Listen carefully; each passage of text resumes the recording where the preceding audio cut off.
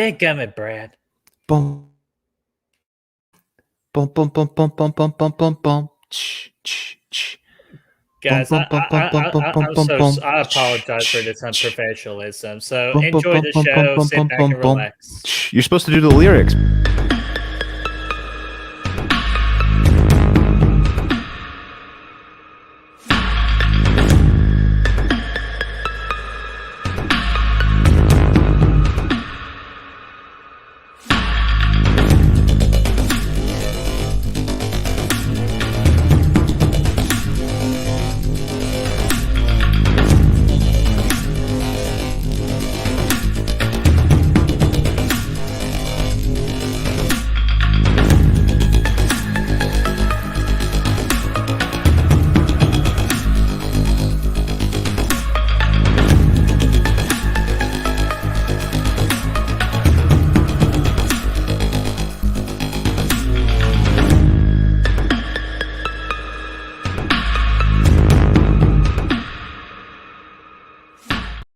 When I come to the club, step aside. Oh shit! Pop the seats, don't be heavy in the line. Oh shit! VIP, cause you know I got a shot. Oh shit! Fergie Ferg, give me love you long time. Oh shit! My girls get down on the floor. Oh shit! Back to back, drop it down real low. Oh shit! Such a lady, but I'm dancing like a. Oh shit! Cause you know I don't give up, so here we go.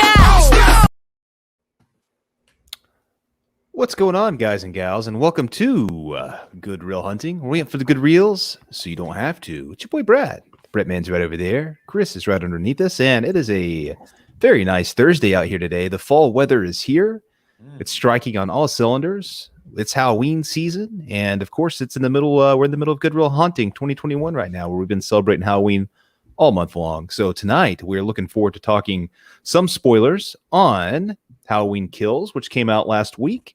And we're going to kind of dig a little deeper into that, keep it pretty casual, but we're also going to talk a little bit of early predictions and what we want to see from Halloween Ends here in a little bit. And we're just happy to be here with all of you people. And Brett, Chris, how are you lovely people doing this evening? Man, I am more happier than going into a mob battle with a very hot iron. That's how happy I am. That iron was cold as a motherfucker, though, so that's the problem. It'll still hurt. I got Free some stuff? golf balls. I got a bottle of mustard over here. God, don't start with me on that. Ready to go, man. It did feel really great today, but I'm not sure about that fall weather right now, man. It's storming like a mother outside. Is that right?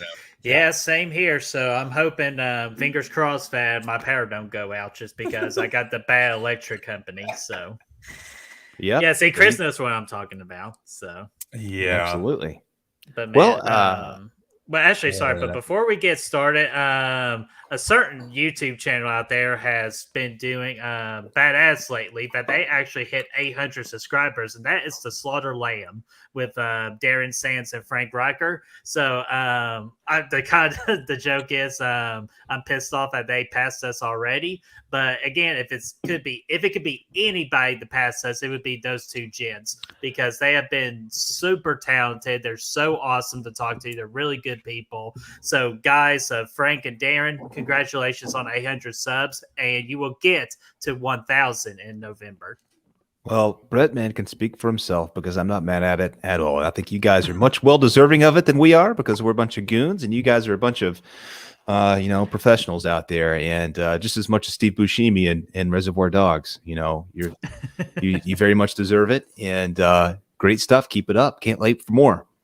Yeah, abso-freaking-lutely. And let's go ahead and check out the chat here, and then I'll put the spoiler logo up, and we'll just get started.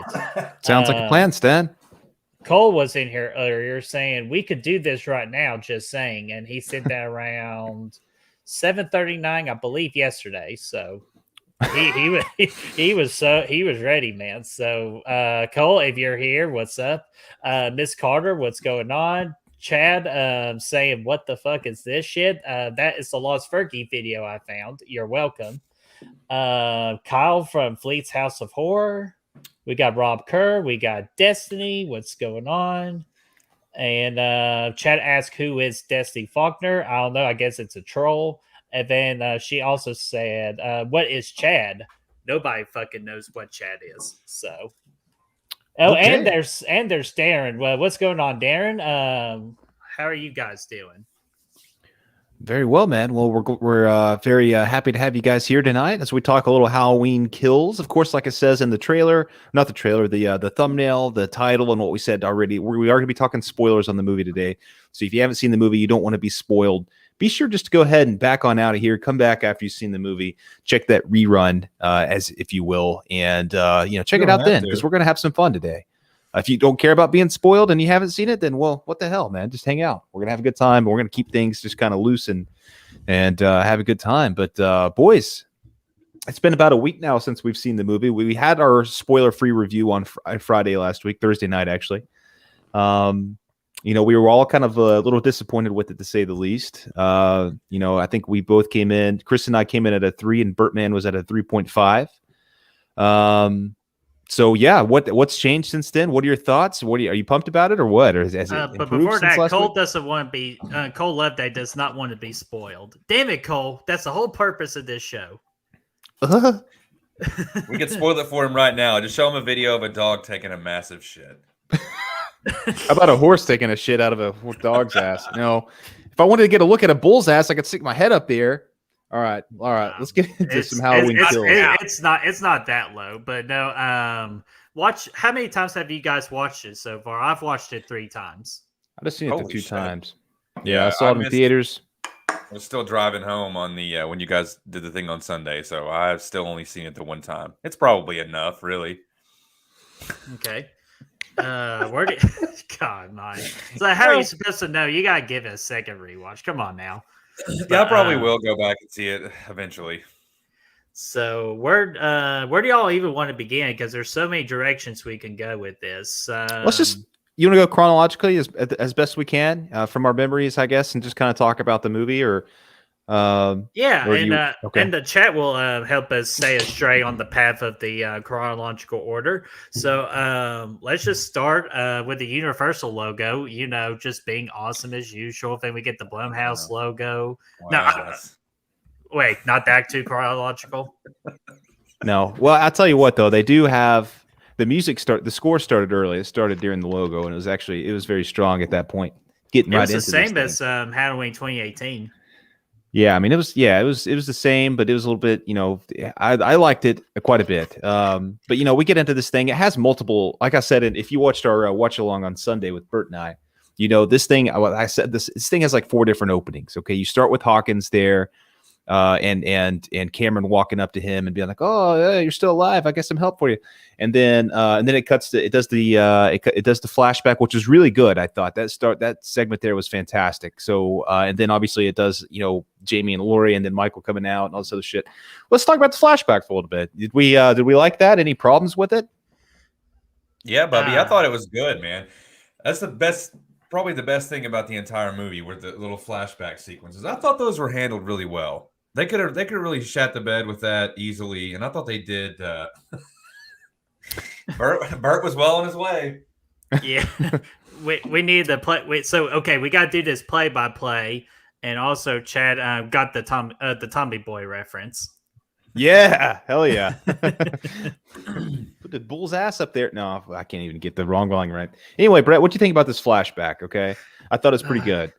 The best way I can explain, and because I can't remember which channel said it, but it's just absolutely true. This flashback is almost as comparable as to the Friday the 13th remake opening. It's the high point of the damn movie, and you just can't reach that level again. I thought the flashback was absolutely brilliant. Because it just brought me back to brought me back to 78, where we left off with Michael when he got shot 6 times. And then it just everything looks so damn clean and neat. It's just awesome, man. And Michael just looked badass. Yeah, I agree, man. He looked awesome. I was really impressed with it. I didn't think they'd be able to pull it off to the magnitude that they did. I was worried actually when they were going to go back to 78 and finish out the rest of the night. I was like, oh, don't do this. It's gonna be weird. but it worked out nicely, man. It was I would have liked to see a whole movie in that zone, like with the same kind of storyline. You're going to run into more issues there. It's going to be harder to do. You have to have Loomis more involved and stuff. Obviously it's probably not realistic, but I was really digging what they were putting on screen at that point. The set design was absolutely amazing. The Myers house looked exactly like it did in 78, which is awesome. To every, the attention to detail there was amazing. And Michael looked great too. Yeah, the only trouble that I had with it is, how is it exactly that he just kind of walks outside, and Michael, walks outside, and then he just kind of gives up, just kind of stands there. I think maybe I have to write a little logic police citation for that, because I thought that he was gonna bust out the old katana sword and really just start mowing mothers down, dude. I was trying to move on. That he is just kind of stands there and is just like, whatever, I guess I'm gonna give up. Man, I think he should have went out in a blaze of glory, Yeah, well, I think. Go ahead, Britt, man. Go ahead. I'm speaking out of sequence, dude. I'm sorry. No, you're good. I was just just thinking, yeah, he probably did give up because he did what he needed to do. He killed and he went home. It's like, okay, I'm kind of sick of home already. So let's just, take me in, boys. I need that free food. I need free food, free entertainment, free air. Just go ahead and send me right back to that mental asylum. It was that methodical, huh? Yeah, I think for me, I think they handled it okay. With the way they did the shot was very similar to that when he came out of the house as a child in 78 and they pulled back and he's standing out in front of the Myers house and you get that tableau looking thing where it kind of just pulls back. It's, snapshot in motion kind of deal. So it was very much similar to that, which is a nice callback to that opening moment of 78. I was very worried I really did not want the show of them capturing Myers in the night, but I think with what they did, it was bad. It wasn't bad. I think it worked pretty solid for me. I didn't have any major issues with it, but yeah, a katana sword would have been good. But at the end of the day, I think he was trying to avoid the, somewhere in an alternate universe, this Michael Myers has gone down the path of Halloween 4 and he freaking got berated with a line of gunfire. And he does not want to repeat that because then he falls down into some kind of weird ass fucking grave, mine situation. And he ends up floating down the river on a cold Halloween night, which is not good because that's cold. That's not good. That's not good. Oh, the river. So he knows in an alternate universe, he's been down that road and he doesn't want to do it again. So he's like, I'm just going to stop. I'm going to stop here. Yeah, he's probably sweating underneath that mess too, going like, shit. Nope. I give up. Yeah, you're probably right. I don't really had that much of an issue with it. It just kind of seemed like it seemed a little out of place for me, logically speaking. But it's just like for Michael Myers, for who he is, he doesn't stop for nobody. So yeah, I kind of he's like, I guess I'm done now, man. Come on, take me back. You want him to come out and just like, it's free, freeze, and he's just like, yeah, not a chance. Yeah, stab. So. Fucking Loomis though, man, he looked good as fuck. And I tell you what, they obviously this is all everybody knows this now. They didn't really use any CGI. They didn't use any CGI for that. It was all prosthetics, and it was very solid. But what I really like more so than the look of Loomis is his movements. If you see him in the background when Myers walks out of the house, you see Loomis kind of walking out the doorway. It looks identical to Donald Pleasance. His movements, his mannerisms, the way he kind of leans on the door frame a little bit and whatnot. I mean, it's spot on, and that to me is more impressive than the look. It's totally viable. I think he's a little bit bigger than Loomis was in the first movie, but you can easily look past that. It looked great and it was solid, and man, I just wanted to see more of it, man.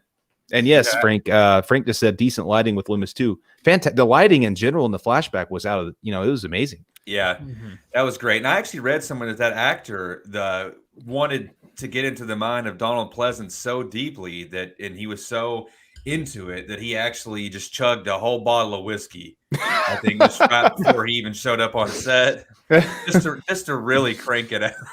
Just really crank. Tell me where she is. No. Yeah.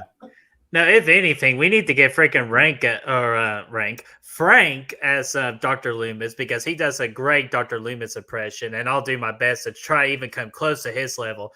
Did he kill again? Yeah, that line was a little silly, but I think overall it all worked out really nicely, and I was very pleased with it. Again, and that kind of brings me into the next point. That whole opening of the movie, like I said, it's got it cuts from from Hawkins to this flashback. Now we're going back to, I think, the bar scene, the bar scene. It's just going all over the place at this part of the movie, which is something I really didn't like, because I never really felt sucked into anything, because it's just like, okay, here's this, now here's this, and then here's Michael busting out of the house on fire. The bar scene, I didn't really care for it. It didn't make any sense why these characters are hanging out. And I know they kind of wrote it off as they kind of get together every Halloween and hang out at the bar and celebrate Halloween from 1978, but it just doesn't make sense why this nurse Marion would be with them. And I talked about this a little bit. I think it was about a year ago, Brett, man. You and I, we did a video about all these returning characters, if they were coming back just for fan service or if they were actually going to drive this story forward. And I think right off the bat here, I saw that this is all fan service. They're just back to be back. Yeah. They're all hanging out at this bar. Marion, this, old lady's hanging out with these, when she was around in the first movie, she was a full on adult, and they were, 9 years old or whatever they were, 10, 11, 12, something like that. So I don't know. It just didn't really make sense by them all hanging out. Now, I liked Lonnie here, though. Lonnie was pretty cool. Yeah, I thought Lonnie was just going to be, like the drunk asshole. Like, he just gets like a sympathetic moment at the end of the movie. But no, he was actually just a pretty, chill guy. Like, he changed his life around ever since getting scared shitless by the boogeyman. So he kind of just, acted up that way. But it is what it is, like you said, Brad. It was just fan service more than anything. But I really wanted them, to help enhance the newer characters. And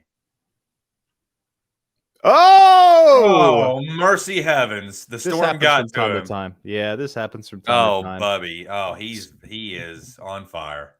I think he was wanting to say he wanted them to enhance those other characters, and they did very well last night. But anyway, I don't know. What you think about these new characters, Chris, man? Yeah, man, I didn't mind. You talking about the new characters, the old characters, the new characters. Yeah, the new old characters coming back. I'm all about fan service. I mean, that doesn't bother me at all, except when it doesn't add anything to the story. They squandered a good opportunity, in my opinion. I thought that these characters could really come back and mean something to the story, but they weren't. They just brought them back for the sake of it, and that's what bugged me. And speaking about the bar scene, man, the moment, true. And so the moment that I knew that that this was going to go downhill for me quickly, when they all come outside the bar, right? And I suppose that they want you to actually think for a second that Michael Myers is just like having a lapse of reason. And instead of being in full kill mode, as he always is, he just wanted to sit in whose car is he in? He's in I forget the character's name. I forgot. I looked up his name the other day. Okay, I know it's Vanessa, and I believe it's Mike. It's the guy's name, I think, but I can't remember the guy. But the girl is Vanessa. Like, oh my God, Michael Myers is in my car listening to classical opera. Get everybody, pull everybody out here. It's like, well, what? Who actually thought? And then he, leaves and then crashes into that part was so dumb to me, man. I knew right then and there. I was like, oh God, this is going to be a tough one. It was laughably bad. I know, man. And then the dude gets out, like you see him in the shadows. He's like, "Oh," like, and R.I.P. For that guy. I mean, he was good in the movie. Nothing against him, but it just wasn't needed. I mean, this whole sequence with him taking the car out and changing the tune, there was no tension in this because you knew from the get go Michael wasn't going to be in there. You could tell it was going to be played up for either a joke or something else. I don't know. It just didn't make any sense. And I mean, for God's sake, even if they thought that Michael was in the car, everyone knows that Michael Myers hates classical music. He doesn't like it. No, he doesn't like it at all. No, you know what I mean? That's you think he would like just play some Linkin Park or some shit like that? Like just really get into some. In the end, like that would be the one he'd be killing too. I was going to say maybe some Rob Zombie. Or Rob Zombie would be a good touch. Yeah, Never Gonna Stop. There we go. He'll play Never Gonna Stop, like killing these bitches. And if that was jamming at full volume, and then he tore ass out of the parking lot, slung gravel on everybody, and then he gets down the street, busts a couple of donuts, and then pulls out of there, I might have been like, damn, Michael's on some new shit. But that doesn't happen. He immediately hits a pole, and it's wrong. I mean, it was like obviously that wasn't Michael at that point because he was doing very well last night, and this was he knows how to drive. He knows how to drive very well. So that was just completely a silly moment in the movie. I really didn't like it. It was and again at this point we've seen the trailer. We know we want Michael at this point. We've been through 3 different openings now. Let's get to the point where he's coming out of this fiery house. No, we're dicking around with the bar guys now. And what the fuck? It was just a horrible moment. Yeah, man. And I also thought that there was a little bit of a logic jump there where, I mean, hey, you guys remember when we all survived that serial killer like 40 years ago or whatever? Well, the anniversary is coming up next week. It's time to hit the bar and karaoke. Come on. You know what I mean? It's like that. There is a little something up with that. But they do pour a tasty Voodoo Ranger in there. So it was a nice callback. That was a nice callback. I just had a Voodoo pumpkin left over from last weekend, of course. And, tasty, man. It's one of my favorites. But anyway, that got silly. Then we finally do get to the moment, and we might be off a little bit here, but we finally do get to the moment where we follow up from 2018, right? And Lori and Karen and Allison, they are going to the hospital, and they're like, oh, let's let that son of a bitch burn. And then the house is burning, and Michael busts out. This moment. Yeah. Let it burn! Burn, baby, burn. I don't know where that came from. But then we get to this house. We get to this house, and that sequence was really good, right? When Michael's in there and he busts out, he faces off against the firefighters. And there was some genuine tension at times in the basement, and then you pop out and just all hell breaks loose, it was solid. It was solid. Yeah, it was the whole fire scene. Like, again, we saw all of it pretty much in the trailer, which kind of sucks now. But in the trailer wise, it's badass. But like in the movie, we're like, damn, we saw it again. But it was still awesome to still see it on the big screen with the whole surround sound and Michael just tearing people up. Like Michael is so unstoppable. Like even a water spray a water hose couldn't stop him from walking to his death, So like, holy crap. But it's just brutal, man. And it just set the tempo right then and there that this Michael is going to be the most brutal Michael Myers we got yet. Yeah, it looked at that. I got to point out one thing real quick, Chris, before you go. I'm not going to say anything about it, but Cole Loveday comes in here. He says, Michael drives well in the first one. And then he says, unless he didn't mean to slam on the brakes. And I'm just going to say the 3 of us know how that goes. Tune in on October 31st is all I'm going to say about that. What are you going to do on October 31st? Yeah. But Frank says, but let's be honest. Did Tommy and Lindsay really survive Halloween 78? Were they ever victims? Bunch of attention seekers, if you ask me. That's actually not a bad point because like Michael doesn't really go after children, even though he kind of proved that wrong here in a little bit when we talk about that one particular death. But that's actually not a bad thought because he wasn't really after them. He was just after freaking Lori, even though technically he wasn't after Lori. He was just after for the next kill. Well, yeah, that's a good point, and that comes back to this being fan service, right? Did it actually make sense to bring back Tommy and Lindsay in this movie, and Marion and Brackett? I don't think they justified any of their characters returning in this movie. Lindsay was my favorite of the bunch. She was good. She was solid. But was she still justified to come back? Did they write her in a creative enough way to justify bringing her back after 40 years and it makes sense? No, I say absolutely not. None of these made sense. And that was a problem I had with all these guys. It wasn't even really that refreshing to see them all because we've seen Tommy before in 6 and Lindsay in 4 maybe a little bit to an extent. Like they were children. They were they were children. They were children at the time, so really like seeing them come back at this point doesn't really bring back much nostalgia because Tommy is recasted. Lindsay, it's cool seeing Lindsay come back. Kyle Richards, it is kind of cool seeing her back. Marion, we've seen her time and time again. It's not that cool. It's great to see them all back, but was it needed? I say no. Does it help the story? I say absolutely not. Yeah, and I absolutely agree with that because, like, what I wanted out of Kills was those OG characters, to be respected, while also their main job was supposed to help shine a bright light on the newer characters and help develop their story. And I just didn't get that the entire time. Like, the only closest one that came to do that was Lonnie when he was telling Allison that story about Ray, her dad. and all that, where she teared up in the car. Like, that's the only closest thing I got for an OG character trying to shine light to a newer character. But other than that, it was just fan service. And they didn't really even have to serve the newer characters. They could have been in there and could have easily served the story in a different way, almost anyway, because it would just, like I said before, fan service doesn't work for the sake of it. It has to serve the story. But I do want to second what you guys said about the fire scene in the beginning. We did get a lot of that in the trailer, and I want to fuck with it just a little bit. Because as great as the cinematography was and as great of a scene and powerful scene as it is whenever he's walking out of there, man, it looks so badass. You get the chills.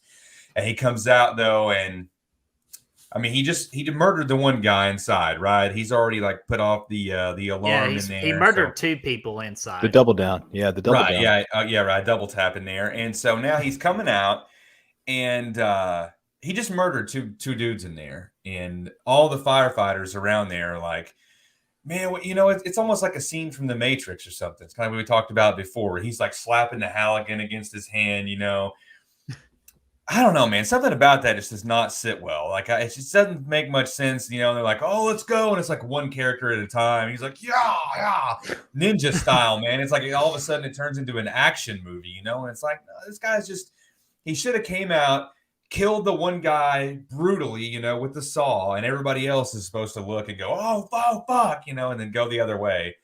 And it just didn't sit well with me that they're like, oh, fuck, it's your hey, Mikey, you're up next. It's like, Paul, you're up.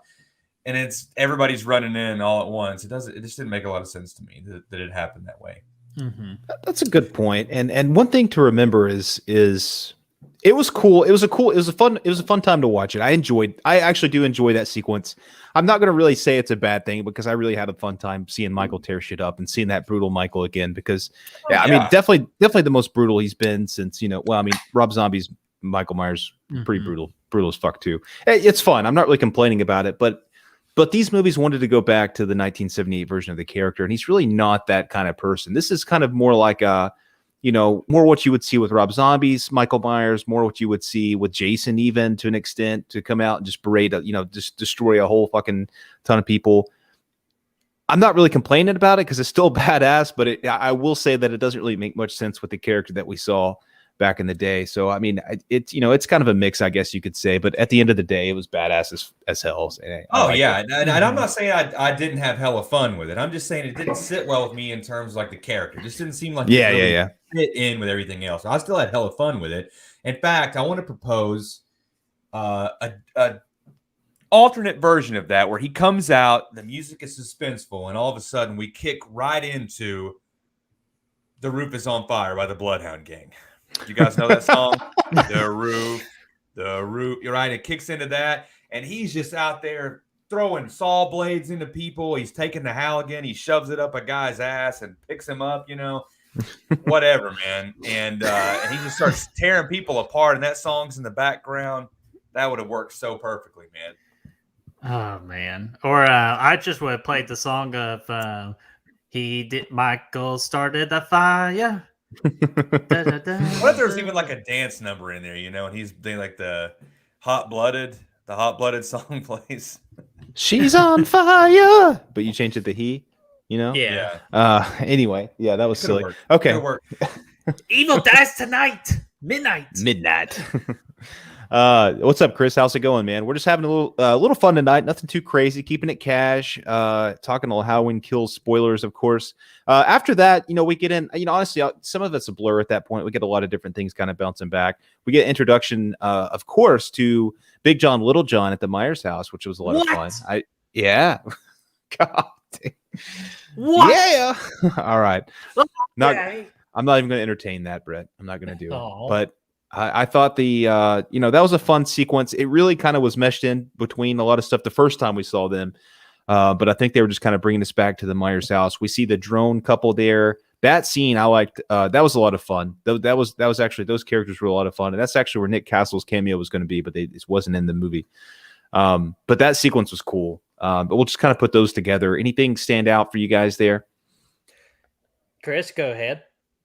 No, you go ahead, Bubby. I'm sorry. I was reading the comments, so I didn't hear almost anything. Oh no, you are absolutely good. I thought Sandra and I believe his name is Phil. They were. I really liked them, especially when Sandra goes, "Huh, you don't mess with that Laurie Strode lady. She fuck you up." I like that like little comedy in there, and then again, other tension of like Michael just brutally murdering them, especially with the whole light bulb with Sandra in the neck. Not only did that look like very gruesome, but he also barely kept her alive, so that he can just have her watch his little artwork performance of like, hey, this is how I kill creatively, and which knife should I use for the knife for slashing people. So I thought that was great. And then Big John and Little John really surprised with their characters, but I absolutely loved them. I thought it was great. I had some good laughs with them, and I kind of was sad that they got killed at the end too. But you kind of knew it was coming for them living in the Myers house. And freaking Big John got the worst death of the two with the whole armpit stab and the eye squish. Ooh. Damn. Sometimes big is not always better. Yeah, you're right. I do want to answer this question while it's up here, Brett. That's a good question. Oh wait, which one? Destiny had one about the best kill. Cameron was her worst. Cameron was her worst and her best. Ooh, okay. Well, if I had to answer that question there, Destiny, I would say that I like the light bulb kill. I think that's the most creative of the bunch. I've never seen that before. That's my number two because of emotional impact. But I'm sorry, because it's so cool, like you said, like the whole light bulb, it's different. But sorry, Destiny. Cameron was my favorite kill. Like if I'm going to remember a kill in that movie, it's always going to be Cameron's kill. And I honestly, at this point, might even put that in my top 5 kills in the franchise. Maybe. Oh. Ragnus. You're thinking, Chris. My worst kill here is going to be fuck. My worst kill would probably be Marion Chambers, the nurse. Bob Burt. Just because it was just so uneventful, I guess. She just got stabbed a few times. It was cool. The sequence was leading up to it was great. This is for Loomis. That was a silly line, of course. They had multiple of those in the movie, which we'll get into a little bit later on. But I would just from my memory, I would put that in. Yeah, probably the light bulb kill. I think that was the most memorable thing in there. Yeah, I think they missed a little bit on the saw kill in the beginning. Yeah, that could have been cooler. Yeah, man. If they would have just held on that a little bit longer and he would have just jammed that thing in there, just you like that sound effect? Maybe, yeah. Fucking drove it right down in there, man. And just saw his head split open and shit. But they cut away from it for that POV shot, which was great, but it would have been better if they would have just held on it a little bit longer. So the light bulb kill, probably. Yeah, maybe if you had blood just kind of squirting all over that freaking mask of Myers there, that would have been really cool. Or maybe after the light bulb kill and he goes through and he stabs that guy in the back all those times, if he's just every swing of the knife, he's just, God damn it. And he grabs another one and comes back and just starts screaming obscenities every time he's stabbing that guy. Maybe that would. I could just see him being like, you expect him to sound like that, but he's like, oh, here we go. That's not good. That's not good. Here we go. You take that, sir. Yeah, that's not a good knife. That's not a good knife either. And he grabs another one. He just keeps. I'm sorry, guys. Like that talking about Cameron's death really got to me, so I had to tune out for a little bit. But it happens. But and plus it's storming like a motherfucker outside too. So of course, the best internet in the world is just being stupid, like I anticipated. So I apologize for the technical difficulties. But yeah. So what were y'all saying? My apologies. What's your worst kill, Bertman? Oh, easily the worst kill. Honestly, it's probably Brackett's kill, just because it was just so lazy and sudden, and just to me, it's disrespectful. Like to an OG character. That's a good point. I didn't really like any of those kills at the end. We'll get into that sequence here in a little bit. So we're kind of just getting through the drone stuff. But yeah, that's a good one, Brett. I honestly don't disagree with that at all. You kind of jump. Very true, Frank. Freaking Cameron did fight Michael Myers in a dress. Yeah, what the fuck, man? I mean, this whole thing got out of hand. Yeah, we'll get into it. We moved ahead from that point. The next thing, I mean, there's some hospital stuff going on here and there. Memorably speaking, I would say Lori finds out that Brackett's still alive. I think they have a pretty good moment together in the hospital, seeing them two together, which is really something that has me excited for Halloween Ends, is seeing their dynamic continue a few years down the road. So, yeah, I mean, I thought their stuff was really good there in the hospital. That was really the highlight of the hospital. Nothing else really made any fucking sense at all. I agree with that. It's kind of interesting too, because like people are now saying, "Oh, it's freaking Hawkins, Karen's daughter," and all that. Which, if you listen to the dialogue, freaking Laurie almost went for it, or Hawkins almost went for it, but Laurie had a thing, with Ben Trimmer, which I thought that was a great, nod. And that just actually brings that question with me: is Karen the daughter of Ben Trimmer? But I think that's more of an unlikely, and I don't think that's important. But Brad, I do agree. Hawkins and Laurie, there's something there that they could easily play on for Ends, and I enjoyed all the scenes they were in together in the hospital. I agree, man. So where we're talking about let's just cut to the chase here, and we'll get all this here. Yeah. We'll get all this hospital stuff knocked out here. And we'll just kind of talk about a few more, because I would like to talk a little bit about Ends too in this thing and kind of what we want to see. So this brings up a good point. David and Abby's movie massacre. I know a lot of people don't like the hospital mob scene, but did the jump hit you in the feels? It did me. For me personally, no, because I thought this whole sequence was so like silly and over the top. Like it almost was. I'm not going to say it's funny because but I mean, it was a piece of shit. I know it was to me like, and don't get me wrong. I just thought the way they handled all this was really silly. I thought it was way over the top. It got this full little score and slow motion effect and stuff like this. And it's like, what the fuck am I even watching at this point? Was kind of the vibes I was getting. And it went so far off the deep end at that point that no. And unfortunately for me, David and Abby, it didn't really hit me in any kind of way, because it was just, to me, it just didn't feel like it belonged in the movie. Yeah, and again, great question, David and Abby, just because I can see where other people can get emotionally involved in that particular scene. Plus, it tackles a lot of issues too, like with mental and depression and all that. So I see it all as being there, and I can understand where people can understand that and feel something. But I'm with Brad on that one. The only reason I didn't feel anything, because it just wasn't needed. It didn't enhance the plot. It didn't just enhance anything. It was just, the ultimate word I like to use is it was filler. That's all it was. It just wasn't needed. Yeah, I think, and to another point to be made there is the fact that this movie has so much comedy in it, and so many things popping up for laughs, that I don't think any kind of sentimental, slow motion diving off the roof of the hospital, it doesn't belong. It doesn't mesh well with the tone of the movie. So for me, it just didn't make any sense. And yeah, I mean, I've already said my piece on it. Chris, what do you think about the scene? Yeah, I wanted to, man. I felt really bad for the character, and I like I knew they were going to explore that mob mentality, and I like the what happens whenever the the downside of the mob mentality. They're all so desperate to get Michael Myers, they go after the wrong guy and what have you. I wanted all that to work. I just didn't feel anything, because for me it didn't work. I felt bad for that character, but I couldn't help the entire time but think, I really want this. Why are they doing this? This has gone on too long. This doesn't fit here. This just isn't working. That's the only reason I didn't feel anything. I did feel bad for that character, but it didn't really, I don't think it had much of an emotional impact for me, because it's like, he wasn't explored in the first one, and even though you feel bad for him, he's not a character you know anything about. They're just kind of chasing him, and he jumps out the window. I mean, that's. And plus, we already made a joke already that he could just use his umbrella, kind of like the Penguin and Batman, and just got away going, Let me tell you something else, though. Batman would have made a great Penguin. Actually, you guys want to know? You guys want to know a secret, though? What's that? This is a prequel to Rob Zombie's Halloween, and that guy's Ronnie.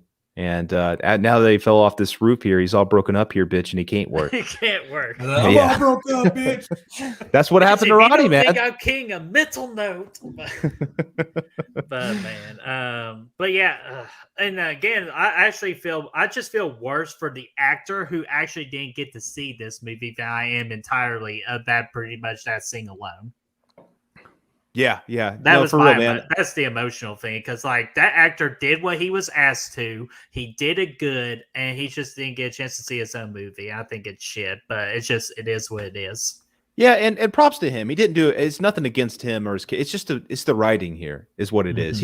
I'm glad they brought him back and gave him a little cameo or whatever because I think that's really cool of them to do that. But the what they did with it just didn't make any sense. Frank brought up the thing about the umbrella. He brings up another good point though, is that they had a missed opportunity to have Laurie and Brackett have a heart-to-heart together. They didn't have any interaction at all. Yeah, that would have been really cool. Like they could have done it at the hospital. I know from what I remember, Frank and Darren, I think they touched upon it of kind of like how like they should have had like show out the relationship of like Brackett being like the father, a newer father figure to Laurie like that, and help protect her and all that. So yeah, like they really missed an opportunity to do something special with that connection. Yeah, a lot of missed opportunities. That should have been the title, really. Halloween missed opportunities. Halloween missed opportunities. Absolutely. Or Halloween, watch your step.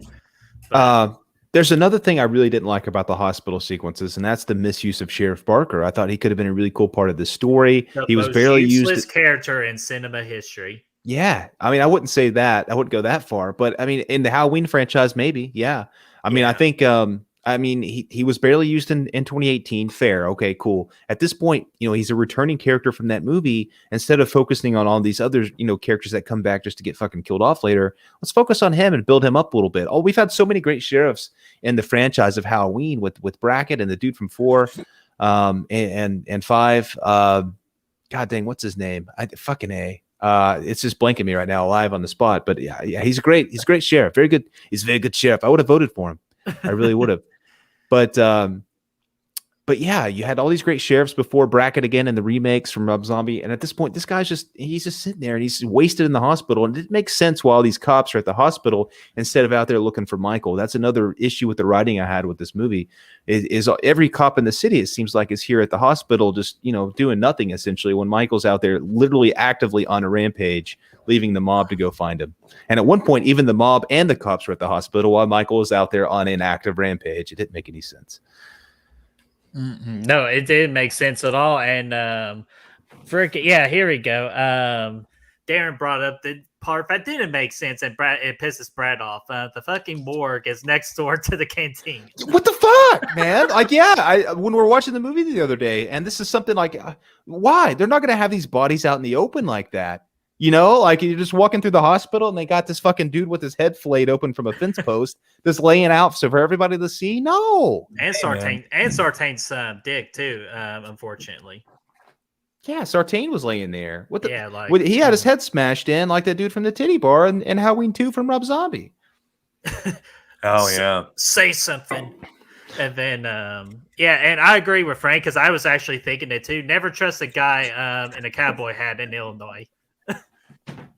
Yeah, but I'll second that motion.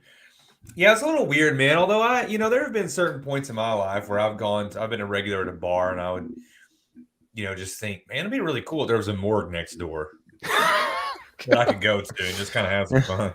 Mm-hmm. And see, that's a good point too. But it was just a filler. Like, and the best I ever heard, the thing about how he kills, it's just a big episodic episode where it's like 8 episodes combined into one damn movie.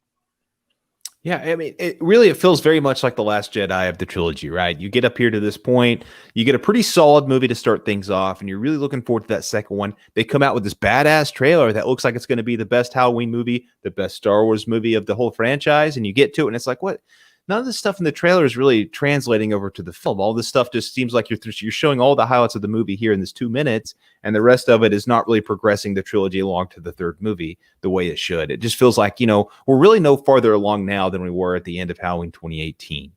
Right. Of course, there's some characters that die, but most of the characters that die are brought back in this movie. They didn't even come back in the last one. So really, the only character we're losing here is Karen. And we all knew that was coming. That wasn't a surprise. Yeah.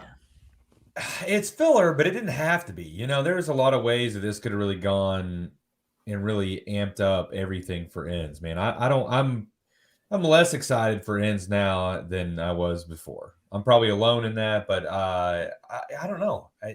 I'm almost on the same boat there, Chris. Like, you're not the only one. Like, I'm kind of towards there, but at the same time, I'm like very curious on how they're going to clean up kills and like make ends very special, because this is going to be like the J.J. Abrams. Oh gosh, are they going to go into space? I was bringing him in to fucking clean it up, dude. But Uber Myers, but wow, that's one I'm ready to see right there. Yeah. He'll have the samurai sword though. Yeah, and a fast car in this one. Where he battles Vin Diesel. So we've said all we need to say about the hospital stuff. I think. I mean, it gets silly, it gets off the deep end, it gets off the high end even of the hospital and onto the ground floor. But we move on from there. There was that badass sequence at the park where the kids were swinging and Kyle Richards and stuff. That was a really good sequence. I thought I really liked that. That was somewhere in the middle of all that other shit, but it was a really good moment. I thought, and that was probably my favorite sequence of kills from Myers, honestly, in the movie. As much as I didn't like the Chambers kill that much, you get the gun to the face and the other dude gets stabbed through the eye, and all that stuff was really cool. And then Kyle comes up, Lindsay, and tries to beat him with a sack. And the sack counter. Where's the sack counter? I like that sequence a lot. I thought Michael was used really well. The score was fantastic there, and there was some tension whenever he was chasing Lindsay through the woods a little bit. Yeah, and real quickly, because this almost kind of plays into it. Danny McBride, there is our culprit of where the hell the tension is. Why there's almost no tension in this movie, for the most part. It's because of this guy right here, of Danny McBride and his comedy. Yeah, but I can't fault him, man. I love Danny McBride. I do too, but like when it's freaking Halloween, I don't want comedy. I want tension and I want kills, which we got the kills in this one. We just almost got a lack of tension, though. I mean, there's a place for comedy in Halloween. I just think that this one kind of went. If everything else was working in this and there was the comedy in there, we wouldn't complain about it. I don't think. I think it would amplify the story. I think that it just doesn't sit well because everything else sucks so bad. Yeah, but the whole playground, playground scene, I actually do like it. Just again, like Kyle was my favorite of the OG characters, and she really stood out in this scene, and she did a fantastic job. And then just like with the whole Marion Chambers going, "This is for Dr. Loomis," after she fucking wasted all her damn bullets. Like, that was just stupid and just disrespectful to her character.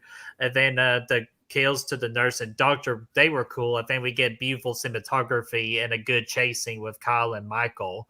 So yeah, the playground scene, I would say 70-30, like 70% enjoying it, 30% like, what the fuck's going on? But yeah, I liked it, really, pretty much all of it. There's really not a lot of complaints I have about that scene. I thought it was really good. The score was good. And like you said, the comedy, honestly, in this movie, it didn't bother me as much in this movie as it did in 2018. I thought the comedy was better placed in this movie, and I really don't have a complaint about it. I think it's pretty solid. It didn't really take me out of the movie at any point, except for maybe save the scene we talked about earlier with the car and the dude and the opera music and all that. That got a little weird, but the rest of it, I didn't really have a problem with it.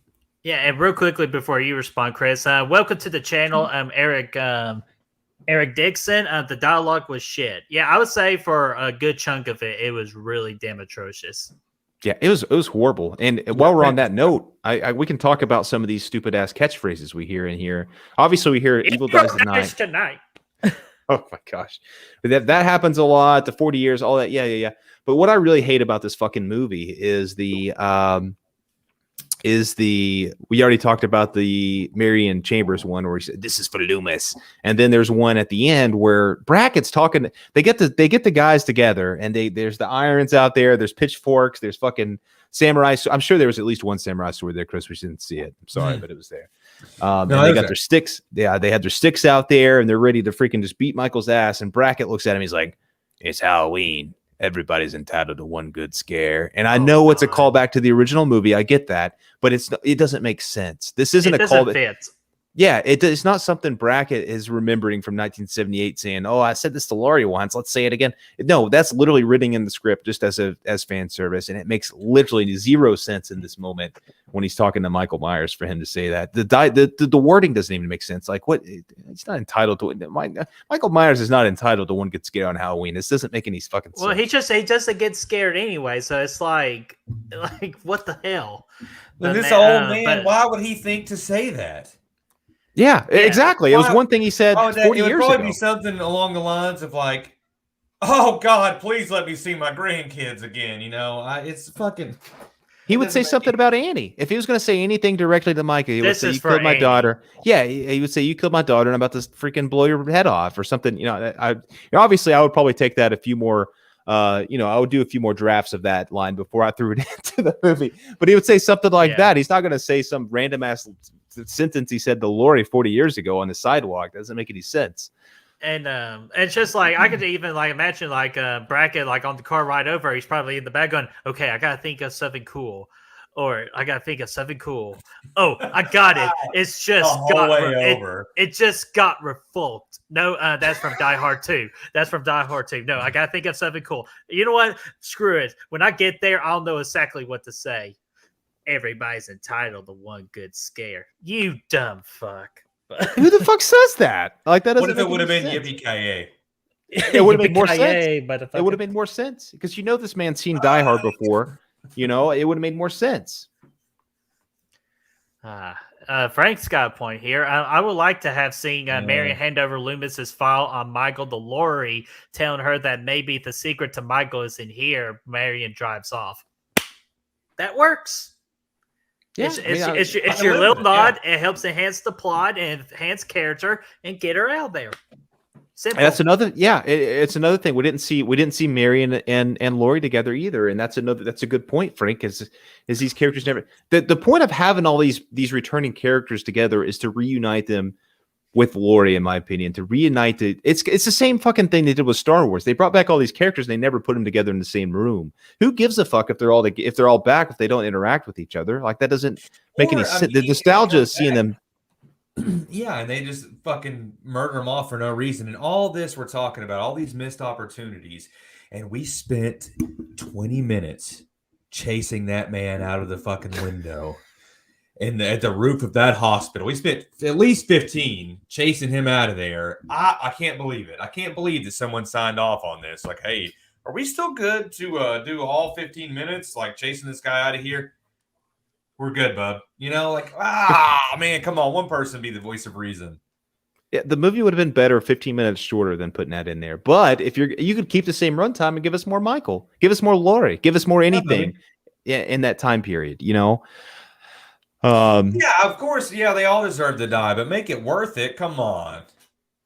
You know, they're all just horror. You know, it's just bad. It's bad writing. Mm-hmm. It really is. And so we did the playground. And back at the hospital, Allison easily forgiven Cameron. You know, just like that. No big apology speech or anything. And then they went out with Lonnie to go hunt out Michael. Good sequence.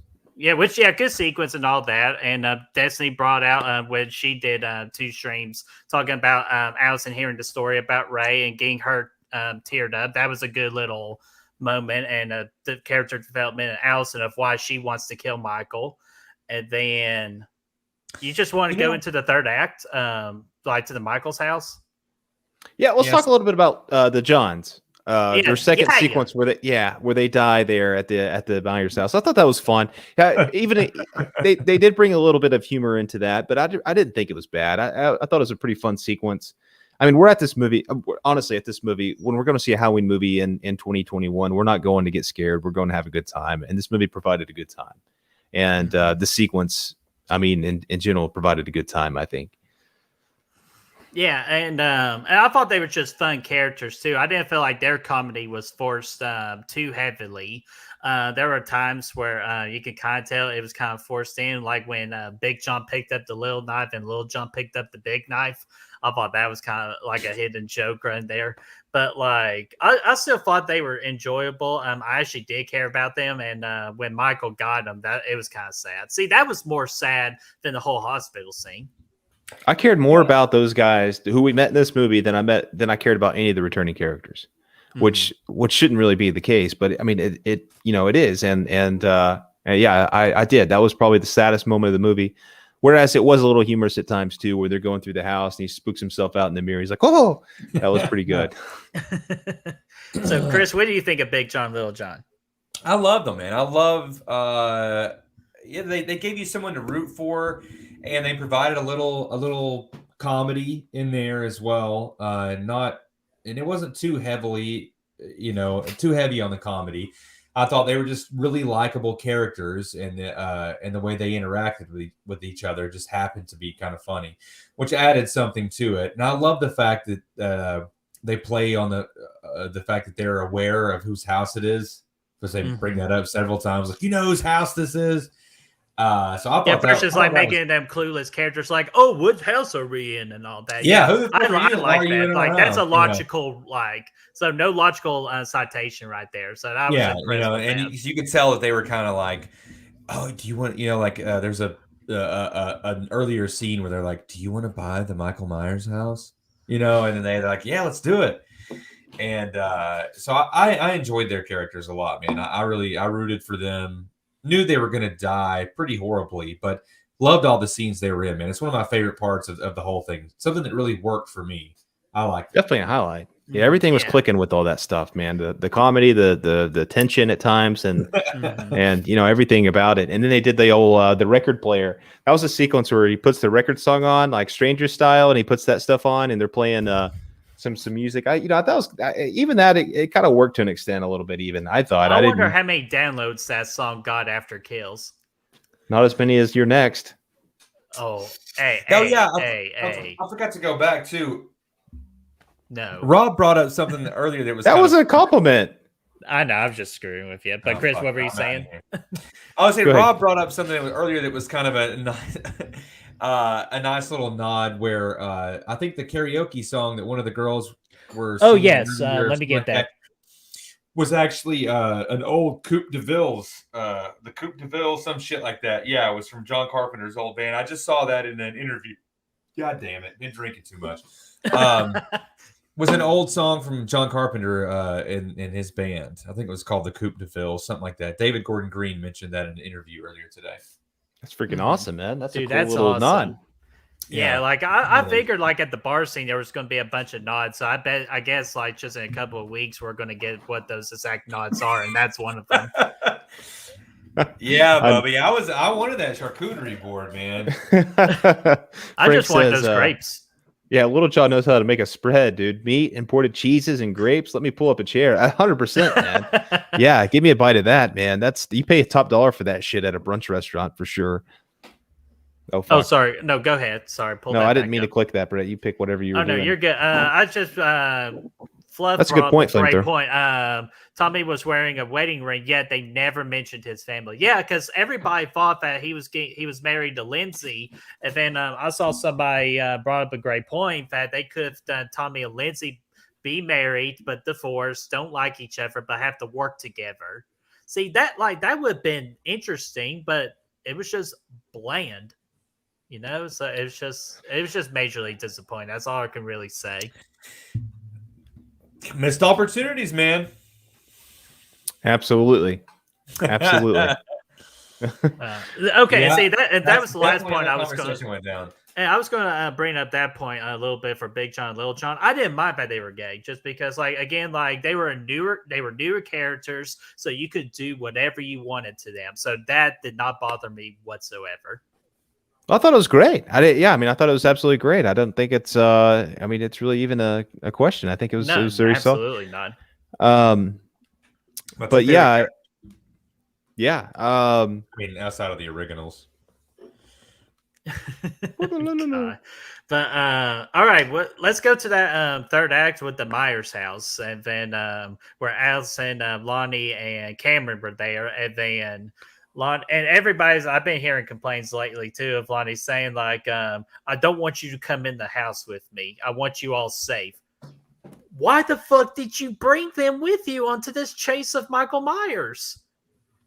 Yeah, that's what I said in our watch along the other day. I was like, Yeah, why? it's just Yeah, like why even bring him if you're gonna leave him in the car? You know what I mean? But at the end of the day, yeah, Lonnie goes there. They have a good time at the house. Not really, but Lonnie was a surprise. I know I brought this up earlier, but of all the returning cast, Lonnie was my favorite. I mean, except for maybe Lindsay Wallace, but you would never expect that because he was such a small part of the original movie. The character was. He comes in here strong with this performance. And at the end, they go to the Myers house together. He does. Yes, you're right, Brett. He says, stay in the car. And I said, what the fuck are you even doing with that? Why'd you bring him along? yeah. We've been talking about this for a little bit now, and I just want to throw this out there. This is really making me feel bad. In all this, after 18, Cameron, and we were talking about it earlier with Destiny and everything. I feel worse for Cameron now. And through all this, he's just trying to get him some Countach, man. Really, I mean, that's all he's just after. He's just a teenage kid trying to get him cash in on some Countach, and he's just brutally murdered. So, man, I feel worse and worse. He felt guilty about throwing her phone into a nacho cheese bowl that was trying to pretend like just wasting good nacho cheese. But yeah, I'm glad you brought that up too, because I despised Cameron in Halloween 2018. I just did not like him whatsoever. But this movie fixed it just like that, where I actually really liked him, and the sons of bitches killed him off in the most brutal way possible. I mean, he's still a piece of shit, let's be clear. But yeah, I just felt kind of bad for him as you look at it through his lens, and he's like, yeah, I fucked up, and maybe he really liked this girl. He's just trying to get some Countach, man. So I feel kind of bad for him, Yeah, Brad, what do you think about the Cameron character? I thought he was much improved in this movie, but yeah, I mean, honestly, the last movie he was a dick. Hey, that's still going on. This is the same night. He cheated on his girl. He threw her phone in a freaking Jello bath or cheese or whatever the fuck it was. A Jello bath. Is that what we're going? He's about a bowl of punch, I think is what you're talking about. Yeah. Oh man. He did that, and then he comes back. Obviously, this is a life or death situation, so you're going to forgive that the short term. Let's get together. Let's kumbaya, strength in numbers, all that bullshit. And then you go there. He's still trying to redeem himself, and that's probably the only reason he's here. Let's get real. But yeah, he dies a brutal death in there. But at the end of the day, I just thought it was cool. I thought it was a cool death. I thought it was a good kill. Good kill. It was, no doubt. It was a good kill. Just, hated it for the. Didn't really care much for the Cameron character even after. I will say he's much improved in this movie than he was in the first one. But still at the end of the day, he yeah, okay. He was a decent character. He was a decent character. Maybe he could have uttered out like an "I'm sorry" there at the very end or something. Oh, that would have made it worse. Might have would have hit you in your heartstrings a little bit harder, but he's just like, whatever. Yeah, guy's freaking throat crutch, man. And then the chiropractic gone wrong. Like, that's why I avoid going to the chiropractor. Yeah, especially when it's Michael Myers.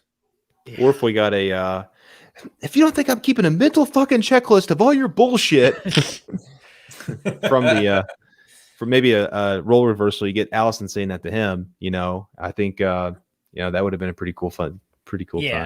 And then right before I get to the next point, Rob, we're saving that towards the end thing because that ties into our end segment of do you think these missed opportunities is going to set up cool storylines and ends? We will get to that. So I didn't want to feel like we're avoiding your question there because we're going to play into that here in a little bit. But yeah, I like the third act, like with Allison and Cameron going into the house. We get a little nod for Halloween Resurrection with the attic, like with a dead body in the attic and all that.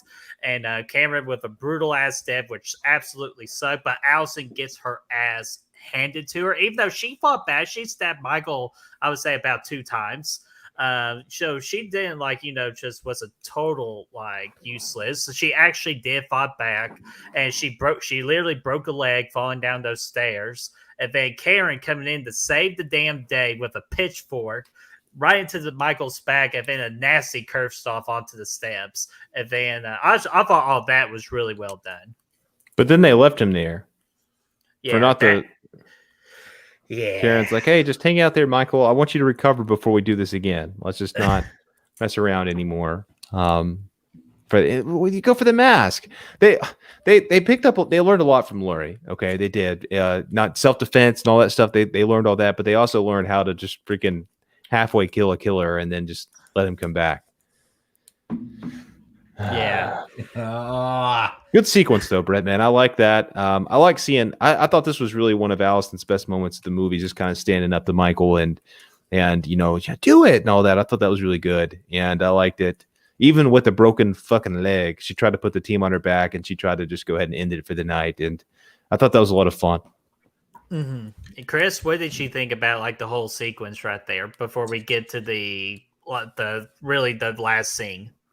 Yeah, man. I mean, at this point, when I was watching it, I already had so many issues with it. It was kind of falling apart. This is not the way that I would have done it, but I didn't have that big of an issue. It just seemed kind of weird that Lonnie runs in there, and then instantly, what's the point of this? That guy's fucking dead. They run in. Cameron's a piece of shit, but then you kind of feel bad for him. The sequence with him and Allison, I think was kind of good. I can get behind it. I liked it. I thought it was intense. You really rooted for her. You didn't want her to die. But I don't know, man. I just think the whole sequence there at the end could have been handled a little bit differently. Probably alone in that, but whatever. I just thought that at that point, so much was going wrong. It was just kind of, I felt like I would do this differently. But I don't know. Yeah. Does that make any sense? No, that makes sense. Yeah, I agree. Because what I thought was going to happen was Karen was going to die while protecting Allison, who was just beaten to a pulp with a broken leg and all of that. I thought that was going to happen. I did not expect a million years her death was going to happen the way that it did, which we're getting ready to get into it. So yeah, you're right. It could have been handled a lot better. And speaking to that end, I mean, it's the generation of these three women that really are driving the entire story, right? They drove the entire Halloween 2018 story, and you really thought that it was going to continue, and in my opinion, should have continued with this one. They bring the whole mob thing in there, and it kind of muddles all of that sort of family dynamic. The generational ass kickers, of Michael Myers, and they missed something there. Am I wrong? Sorry, I wasn't laughing at that. I was laughing at this right here. At least sorry. Michael protected Allison's virginity a little longer. Yeah, Cameron, get the fuck out of here. You'll never get it. But I just think that family dynamic should have been front and center there, especially when you get to your third act there. Like, oh, we spent 15 minutes chasing this guy off the fucking roof of the hospital or what have you.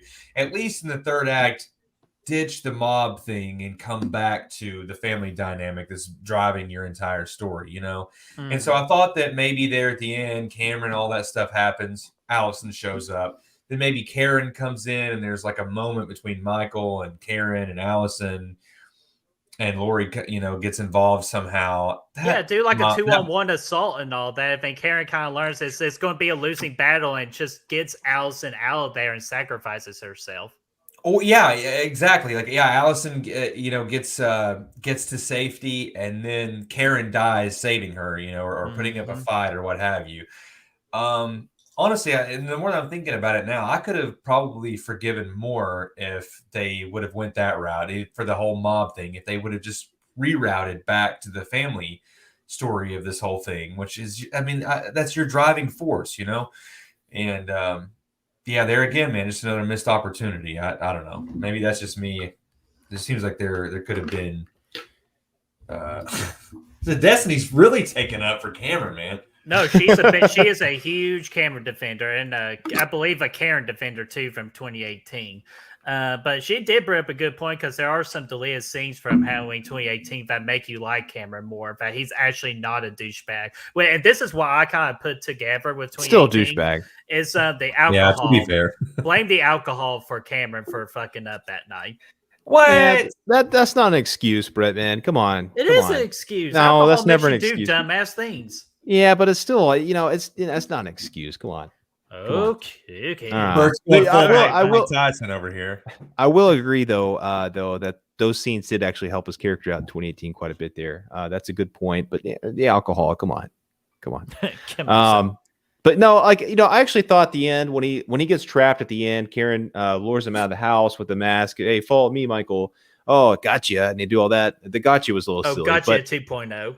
Yeah, that was a little silly. But I did like the setup. I really did like the setup of the mob scene where they come pulling in there like fucking just, it felt like fucking, Walking Dead almost when they got surrounded by Negan's group. He walks up and he's just fucking getting all these trucks are pulling in and all these people are coming out. There's irons out there. Who knows what else is out there? I think I saw a ninja star. Hockey stick. Yeah, there's a hockey stick out there. But obviously, with no Jason mask, so that was disappointing. Joseph Gordon-Levitt was there, I think, in spirit with his hockey mask or his hockey stick, rather. The setup was really cool. I just wish they would have executed at that point. Just same thing we did with the firefighters earlier. Michael just slays them all. Let's not waste time with him getting his ass beat and shot and freaking stabbed and fucking, all this stuff where he's practically dead on the ground. Let's just have this set up. He picks his mask up and let's just go on a rampage, John Wick style. I think that would have been really cool. I don't think they delivered on the scene the way I would have liked to do it. Because he's going to kill everybody anyway. Why make him look weak first? You might as well go ahead and skip all that. Have him kill everybody. The editing was atrocious for this. You don't really know what's going on. When he actually does get back up and kill everybody, it's in the middle of this freaking monologue by Jamie Lee, which was a cool sequence. Like the lines were cool, but it's mixed in. All this stuff is pretty much an overlay for what she's saying, and it's taken away from what's going on screen, in my opinion. He's out there slaying the entire mob. You don't even know what the fuck's going on. At this point, he kills both Tommy and Brackett, two major characters you bring back, and it's a fucking overlay at this point. So it's like, I mean, come on. Just make this be badass moment where he comes in, he tears shit up, and then he kills Karen right there in the street, and then we end the movie. I think that sequence could have been really cool. Yeah, and Destiny actually brought up my point, but I want to get Chris's point or Fluff's point in. Brad is right. Blame the alcohol, not me. Never ever worked with my wife. It never works. Period. You're right, Flamethrower. That's not a good excuse, Brett, man. Well, it's just influenced decisions because trust me, I should know. But yeah, with the whole and let's bring up. Speak to that. I don't know what he's talking about. I have no idea what he's speaking to. Anyways, but Desi actually stole my point of Michael should have gotten up. Yeah, I absolutely agree. And I heard this on another stream that how they should have ended is Michael getting beaten the hell out of him, kind of like what we saw. And then they just figure he was dead. So they leave him there. And then right towards the end, you kind of see his hand twitch or something like that, kind of resembling, nope, still alive. Like to me, that would have been better. Because that would build anticipation of what will happen in ends. Okay. I thought for a split second that's what they were going to do. I thought for a second this ending was going to be him getting his ass beat. He's laying on the ground and then cut to the. No, I would have been so pissed. They at least redeemed it by making him stand up and kill some fools. But that would have been ridiculous if he would have laid down and that was the end of the movie. Get out of town. The best part about this movie is that Michael actually wins for it. This is the first time in cinematic history that he actually wins the day. He actually kills asses, and he moves on to the next movie being on top. This is the second act of the trilogy. That's what exactly should happen leading up to what's going to happen in the next movie. He should have been the winner of this movie because he's never won before. And I think that sets up nicely for ends. That sets up nicely for ends big time. Yeah, and I'm sorry. I kind of misinterpreted what I was saying. I thought that was going to happen when I first saw it. But no, I'm with you. And I've said it even before like a year ago, I've been saying this movie needs to be like Star Wars The Empire Strikes Back, where Michael Myers had to win. Like he had to win. If he didn't win, then this whole trilogy meant nothing. So at least he won. Damn it. He won the day, and that was great. I thought that was fantastic. I thought that. Kitty! Keeters is here. All right, for everybody in the chat, what is the cat's name? Kiki. Kiki. No. Yes, and we're not talking about Kiki. Do you love me? You know, right? What Yeah, did I you know think about Kiki. it? Yeah, Kiki. What did you think about the third act? Oh, she has a lot of opinions. Yeah, I know. Freaking Bracken and Tommy were little bitches. I totally agree, Kiki. Oh. Tell him. Oh. Guys, Kiki is Just the oh! coolest cat out there, except Bitch. But no, Chris, what did she think about the whole mob attack and Lori's speech? Which I thought Lori's speech was good. I would, we talked about it before. This thing was falling apart for me, falling apart quickly. This took me over the top. I fucking hated the whole sequence. Okay, let me tell you, this is how really they could have remedied everything. At the end, Lori's in the hospital, right? She's having this heart to heart with what's his face, Will Patton over there. And Karen goes to save her daughter. You follow? Mm-hmm. And she goes to save her daughter. And then she gets there. They have this huge falling out there with Karen and Allison. All this stuff happens. And after they have their heart to heart, Lori calls the house or whatever happens. And she says, Karen. And then Michael breathes into the phone, right? We've already seen him kill Karen, and then he breathes into the phone, and that's how we end it, right? That always made the most sense to me. That seemed like that was going to keep with the family dynamic. It really returns the story back to Lori versus Michael, which is what we're into this whole thing, to begin with. That's what the whole thing's all about. We didn't need that whole mob thing. And I really wanted the alternate cut where, instead of seeing like the back of Michael's head and all that, it still stays shrouded in mystery. And as he's stalking, going after his mask through the yards and all this stuff, what have you, we just zoom in on the crotch area, right? Because he's got no underwear on in that thing. And we just see that thigh slapper going back and forth. Shit. I'm sorry, man. I'm sorry to everybody who's watching this. That's just I'm sorry, man. And we just lost a subscriber. Definitely, maybe 4 or 5. I'm just saying. We're trying to get to 500. We're trying to go forward. We're not going backwards here. It could have been fun, dude. But no, dude. Seriously, folks, that alternate ending with Michael breathing on the phone and Lori hearing it, that would have been the ultimate ending for Kills.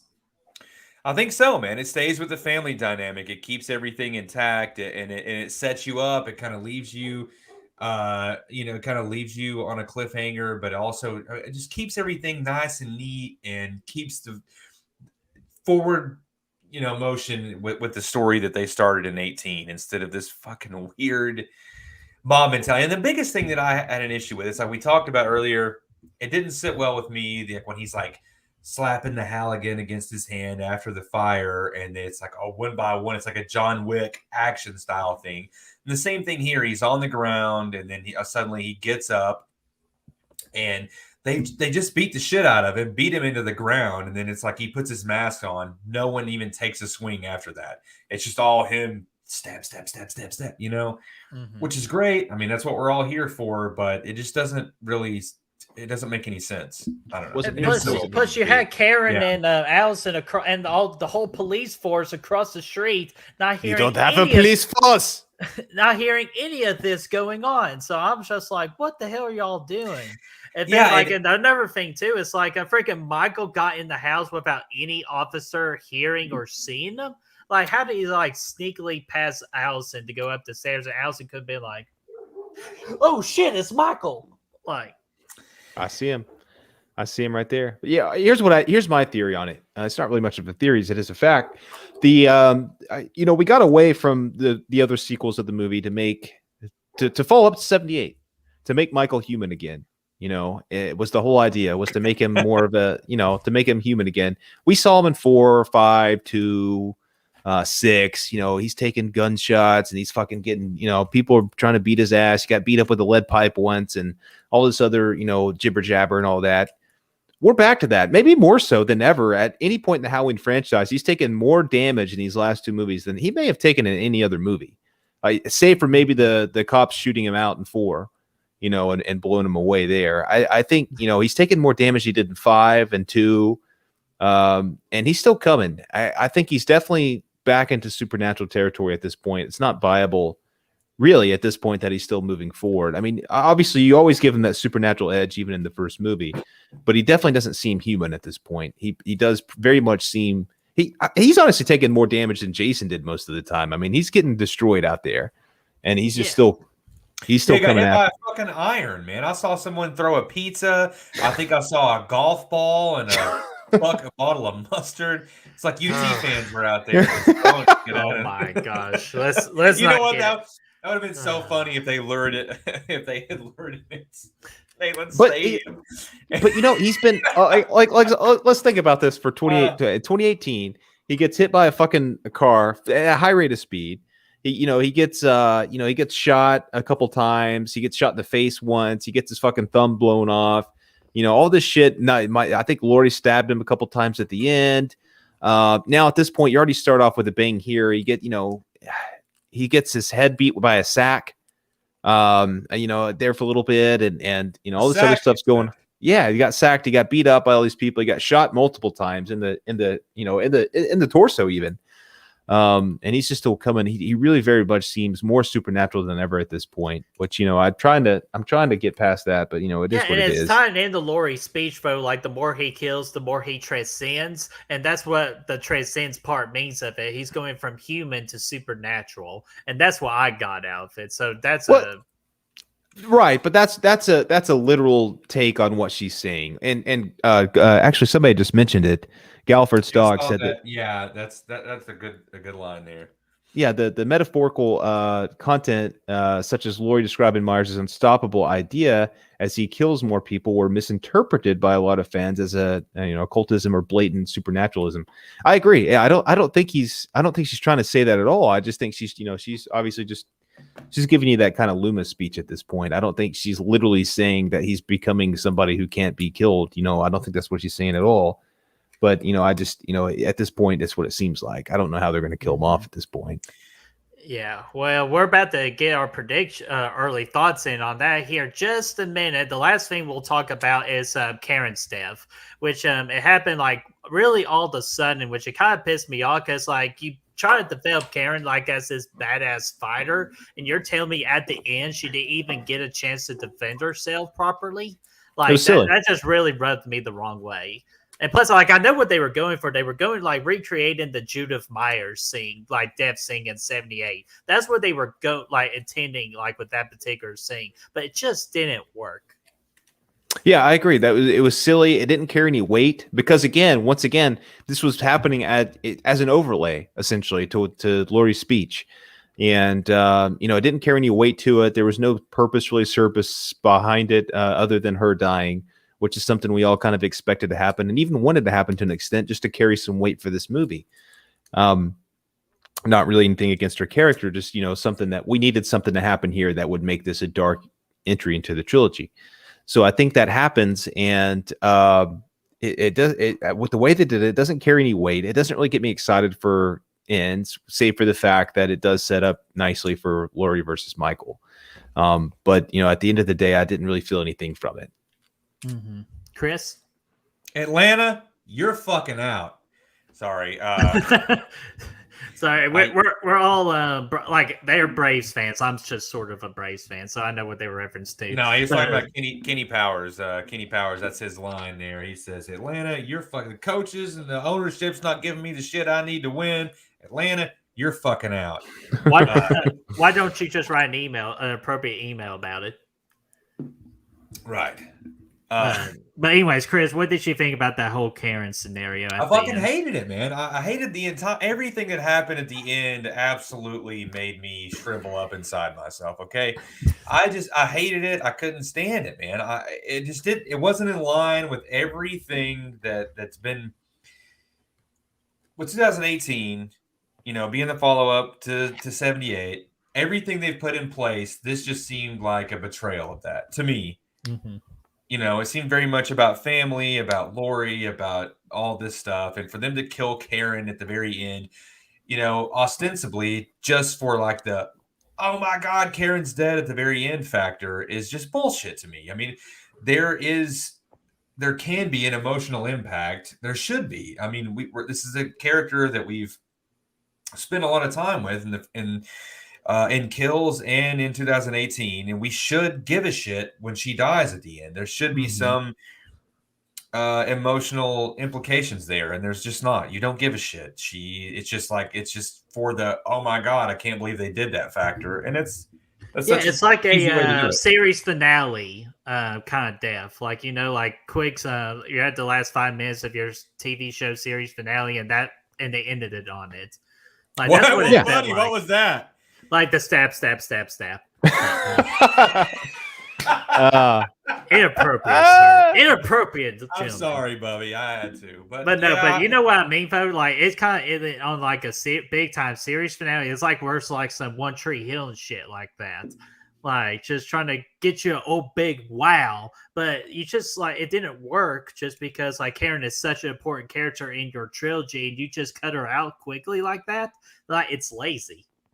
I agree. Yeah, I agree. But even I feel like it could have been remedied. Okay, so let's say that they do the whole mob scene, and then he gets out into the street. They beat the hell out of him. He gets down, and then what are you gigging on, Brad? I have Cole's comment here. Sorry. And they we get back into the street. They beat the hell out of him, and then he gets his mask, and then he stands up, and he stands up, and he just kills Karen. And it's like a slow motion thing. He kills Karen, and everybody starts like stabbing him or beating him or whatever. And he holds the knife in Karen. I mean, something where it's just like, there's some sort of impact. I don't know. It just didn't sit well with me, man. It didn't work. It didn't sit well. I agree. But that being said, that brought us to the end of the movie, and it set up for the next one, which is Halloween Ends. And I would like to talk a little bit about it. We'll have more videos on this going forward for sure. But just kind of early thoughts right out of the theater, right after seeing Halloween Kills, kind of what we want to see going forward. Can this trilogy be redeemed at this point? Again, not to say that this movie's awful. I really don't think it's a horrible movie. I mean, it was disappointing, very disappointing. But I'm not going to say it's dog shit from a horse's ass or anything. But can this trilogy be redeemed though, and brought back to something very solid in Halloween Ends? And how do we get there? Man, I don't even know what. Oh gosh, but I don't. A UFO, Bubby, just and then they take off. That seems to be the way they're heading. I mean, some bullshit like that has to happen. If then the aliens start are trying to probe Michael, and Michael pulls out the katana swords and probes them. Okay, I could live with it. And then he's piloting the ship at the end. No problem. Yeah, and then we get Michael X. But no, I don't know. Like what I'm scared with is with how much a lot of negativity is coming from Halloween Kills. I feel like Halloween Ends is going to try to do some things to try to fix Halloween Kills or try to make Halloween Kills make sense, which it just really just needs to focus like on being its very own thing and just wrapping up the story entirely. Like Kills is in the past, you're in the year 2022. Let's just focus on that time frame. That's what I want. Yeah, and I think the movie's already written. At this point, Ends is, so I don't think they're going to do anything too crazy with it. I think they feel pretty good with what they have here in Kills. I mean, it's been 2 years in the making and whatnot. They got something out here that it is, like I said, it's not horrible. It's filler though, and I think it's getting us to where they want us to be, and that's Halloween Ends. And you can tell. I think the ending of this I think the ending could have been better, definitely much better. But I like the idea they were going for here with the ending of the movie. And that's setting up Laurie versus Michael for the finale. I think they did a good job with setting that up and adding some stakes to it. Karen's now dead. Laurie's going to be motivated more so than ever. And what I really like is the fact that we are moving forward 4 years into the future from what we've heard so far. So I think that's what I'm really excited about with Ends is the fact that it's going to be so far in the future that we can get a new story developed here. It's not following the same night as these two movies, which means I absolutely think they can redeem the trilogy at this point, because yes, this was filler, but it's setting up for this 4 years down the road storyline. So 1 and 2 can kind of be the same movie, and now we're getting something new here, an actual sequel, if you will, down the road. Yeah, and David and Abby brought up a great, excellent point. I think Ends will have a lot more mood, atmosphere, and stalking, and I think we need to go back to that because we got the killing spree out of the way. That's done. we need to go back to what makes Michael Myers Michael Myers. It's as closest to 78 Michael we can get, while also making him modern too. So, like, I absolutely agree with David and Abby's post right here. You see, I thought that they were going to. Initially, I thought that this was going to be much different. Kills and ends were both going to be much different. Now that I have seen Kills, I think that ends is definitely going to be a huge showdown between Laurie and Michael. Mm-hmm. Oh, absolutely! I think she's going to hit him. She's going to hit him with a car. I think she's pulling out all the stops, man. I think she's going to stab him. She's going to hit him with a baseball bat. Probably, hit him with a pipe bomb. Hit him with a dildo. Brass knuckles. She's going to do, everything she can, man. She's pulling out all the stops on this one. Oh yeah. I definitely think it's redeemable at this point, but it needs to have a big emotional impact. I think for me, to be redeemable at the end, it needs to have a big emotional impact. Mm-hmm. I think, and I think it will, just because it's Halloween ends. I believe they always had a plan with this trilogy on how this trilogy is going to end. It's just how do you get there? And I'm a little concerned on how they're going to get there, but I just know when you actually get to the end, I think it's actually going to be satisfying. Or else freaking Jamie Lee Curtis wouldn't be coming back as Laurie Strode if she didn't feel like her character was going to end the right way, unlike Halloween Resurrection and Halloween 2, Right. Is there anything you want to say in particular about Halloween Resurrection? That is a piece of shit of the movie. Sorry, Chad. But Chad's here. You can't say that. Come on. He even says that Michael's going to reveal himself as Pennywise. That's and clown. But he just, even though he just said "damn clowns," but I might have said something like, "What? Fuck! I can't even want to." Never mind. But here's a goddamn rat, man. I knew it. And of course, it always is. Knew it. It. But here, let me wrap up real quickly saying how I really want ends to end is pretty simple, guys. It has to end with Michael and Laurie. I really feel like it will end in the Myers house in Judith's room where it all began. You finish where it began. And then I think Michael will kill Laurie. And then I think Allison will kill Michael. And then the house will burn down and Allison walks free. Yeah, that sounds like I mean, this movie. I know that's probably the most basic, generic answer, but I'm telling you, that just feels like that would make me happy. I mean, this movie ended there in Judith's room as well. I mean, I think you already have that kind of going for this one, and we got that's kind of what Dave did in this sequel concept idea too with Dave McCrae. If you guys haven't seen that, it was a really good episode he did probably about a year ago now. I highly suggest watching now. And believe me, that's a much superior version of Halloween Kills than what we got. But either way, I'm really excited about this showdown, this final showdown. I'll be interested to see if they can compete with H2O. One thing, I don't like H2O at all. It's near the bottom of my ranking for the franchise, but I do like the Laurie versus Michael that we have in that dynamic. Their add to that was fantastic. Yeah, so it'd be cool to kind of see that come back. And I'm interested to see if they could pull that off again. I'm sure they can. It's going to be a lot of fun. Like I said earlier, Laurie's going to be motivated. What I'm also really excited, though, is Hawkins. I thought, with the way this movie kind of progressed his character a little bit and built the relationship up a little bit more, that's a storyline that's progressing through each movie in the trilogy, and that's something that can be capped off in the ends movie. Is how they kind of work together to defeat Michael. I think he's going to be heavily involved once again, which I'm glad. 4 years later, his legs are going to be healed up. His jugular is going to be fine. He's going to be ready to hit the streets again and tear some shit up. And this time he ain't going to miss. This time he ain't going to miss again. And Allison will be healed by then too with her broken leg. Yeah, she'll be back. She'll be back stronger than ever. That's why it was going to be confusing if you continue this trilogy in one continuous night. How the hell is Allison going to be helpful in that third movie? So I'm kind of actually glad that it is going to be a 4-year jump. Yeah, same thing with Hawkins and Laurie. I was wondering the whole time how they're going to bring those characters back, because Laurie got fucked up. Hawkins definitely got fucked up. He was pretty much dead for 2 years, and he came back. Yeah, I thought he got ran over by a car. How the hell do you live? Yeah, and stabbed in the neck. So he's definitely all broken up there, bitch, and he can't work. Yeah, But, not at all. Count that disability. Yeah. Yeah, so I mean, I'm excited about all that. Those characters coming back. Everybody else is pretty much fucking dead at this point, which is Except cool. for That's one thing. Lindsay. Lindsay, I want to see her more involved again too, kind of coming back and joining in and helping out. I think that would be cool. I think they consciously kept her alive so she can come back and tear shit up once again. I think she's dead in the first 10 minutes of the new movie. She might be. I think she'll be dead too. I don't think it'll be that early, but I definitely think she's going to die.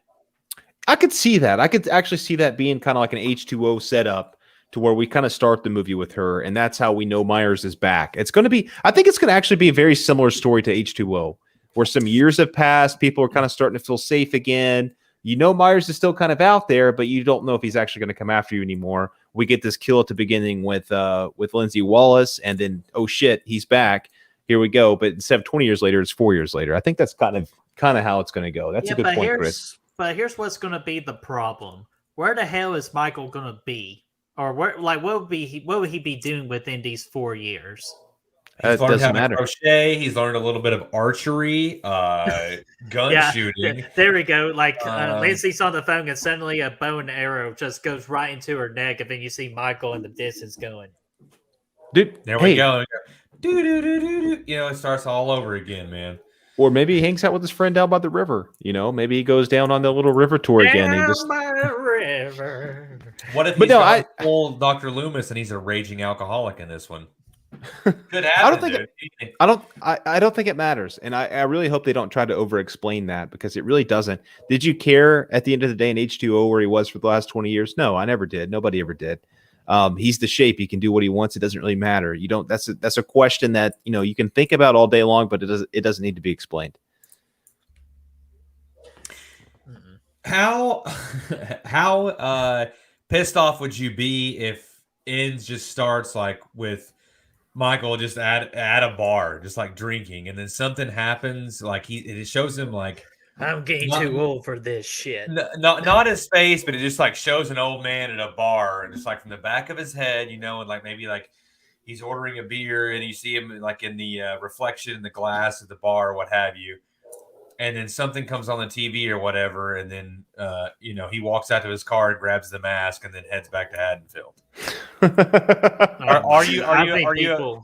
Could you abide it, or are you upset about it? People will lose their shit if they see that. Just because, again, we never want to see Michael's face. Which, honestly, like in Kills, when they did like a little shot with James Jude Courtney's face at the front of the Myers house, I didn't have a problem with that, honestly, because they didn't make it a focal point to make you really look at his face. They were just trying to tell a story with that particular shot. Which, by the way, James Jude Courtney did a badass job in Kills.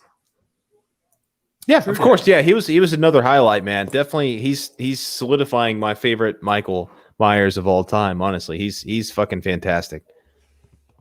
And they showed half of his face in 2018 at the prison scene. So I'm saying if he's at the bar and they don't show his face, just sort of like an outline of his head or what have you, would you be upset, Bert? Well, like it's not like the. You still never see his face.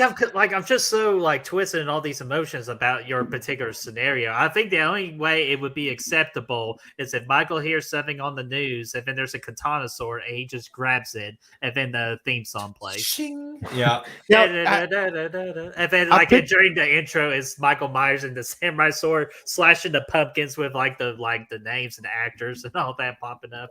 I think your scene is very reminiscent. It kind of brings the character to life. I could see that version of Michael Myers working at a car wash 4 days a week, no more, no less. And, just getting enough money to get by. He wears the same jumpsuit. Who cares? He still washes the car as you go through. He's getting the windshield nice and clean, the back.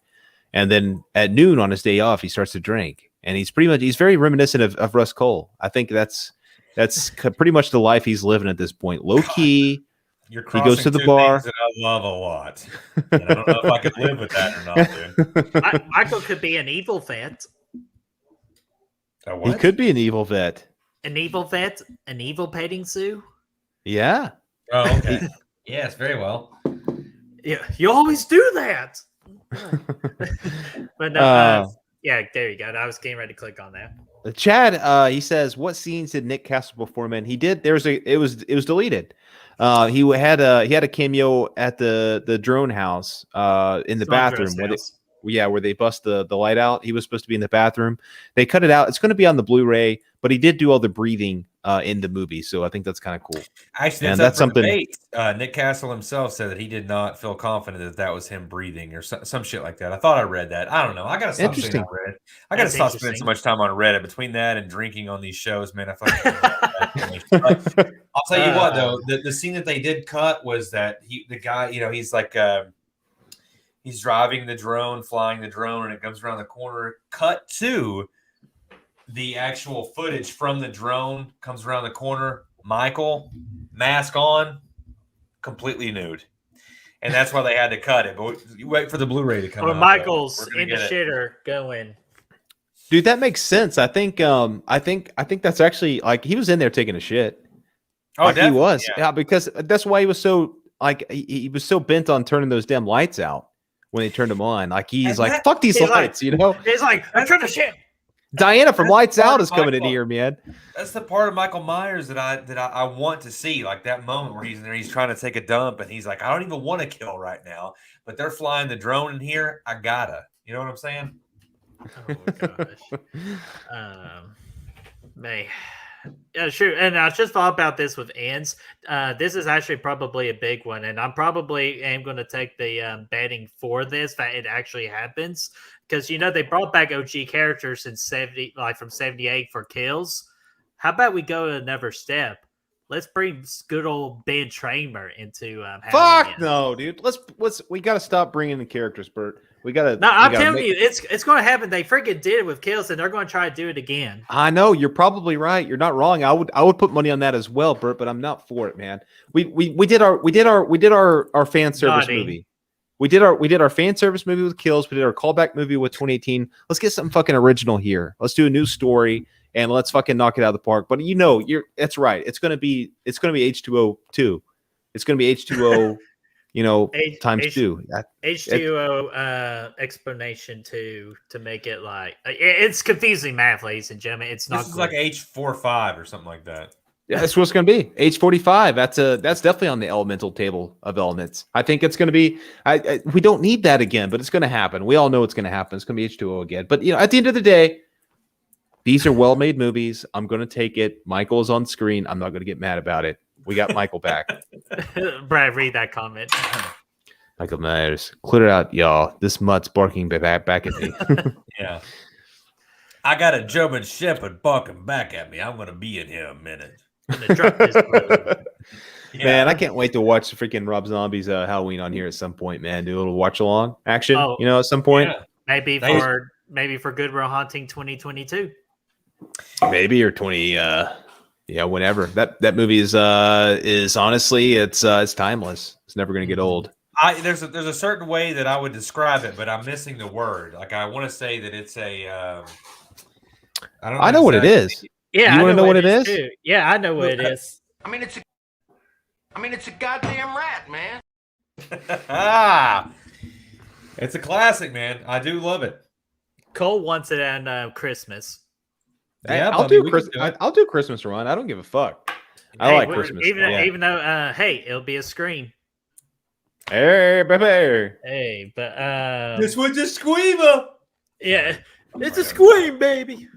I'll be right back.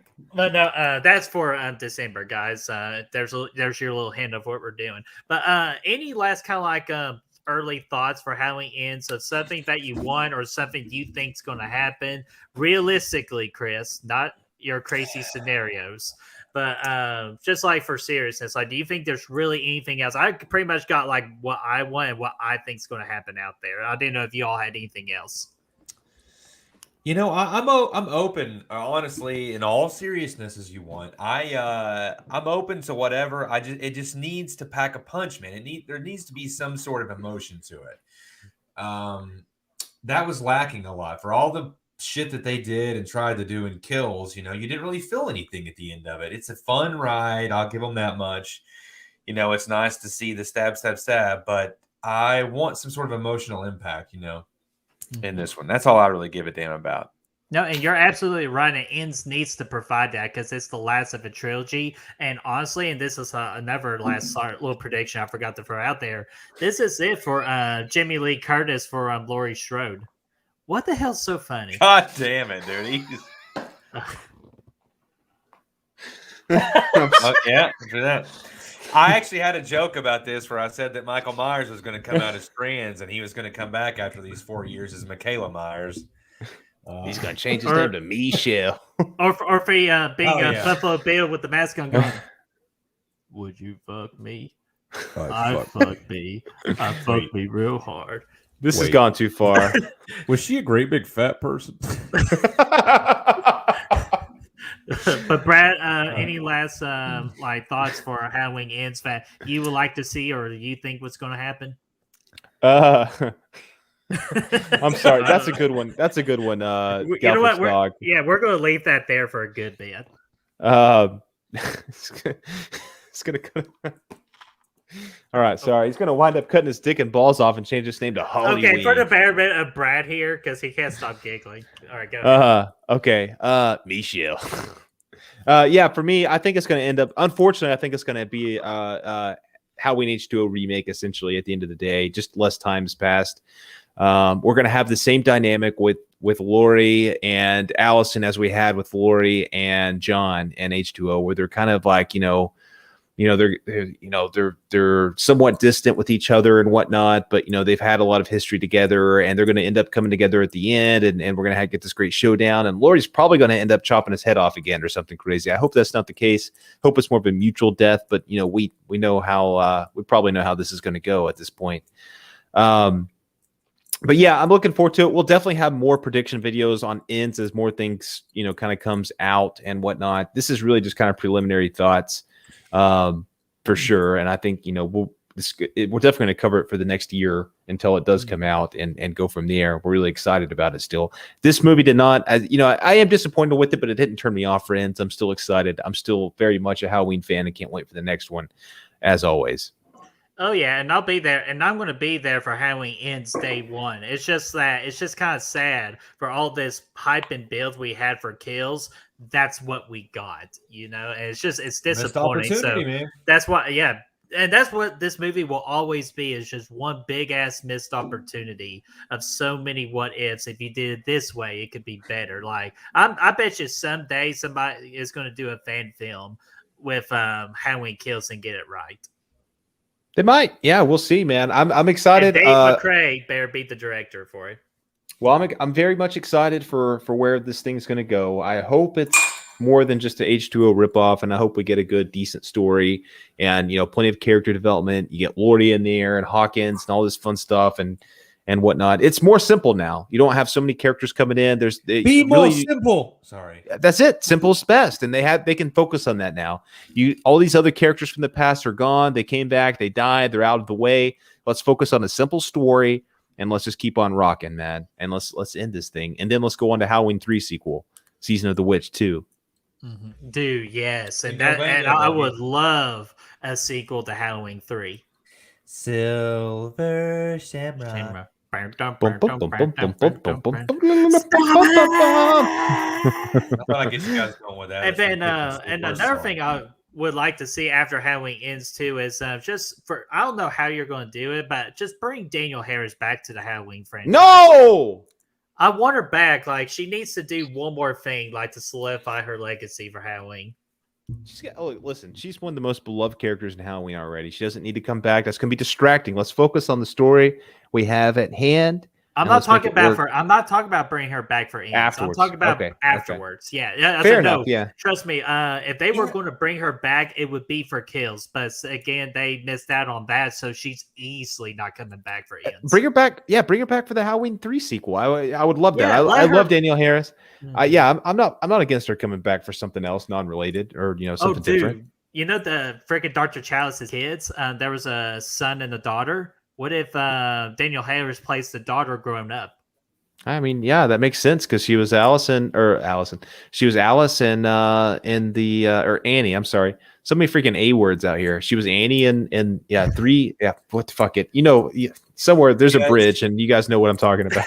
Yeah, he was anal in the other movie. Speaking of A word, now let me ask you guys a quick question here. Okay, how pissed off would you guys be if Lori dies relatively early and ends, and then Allison comes back just full beast mode at the end and just Would love murders it. Michael? I would personally love it, but I bet everybody else will like tune out real quickly. Like, oh, Lori has to be in the ending, but you know what? That's just to me is different and fresh. And Allison would be fully in charge as the main character in that movie. Yeah. So, Chris, that's actually really ballsy, but I fucking love it.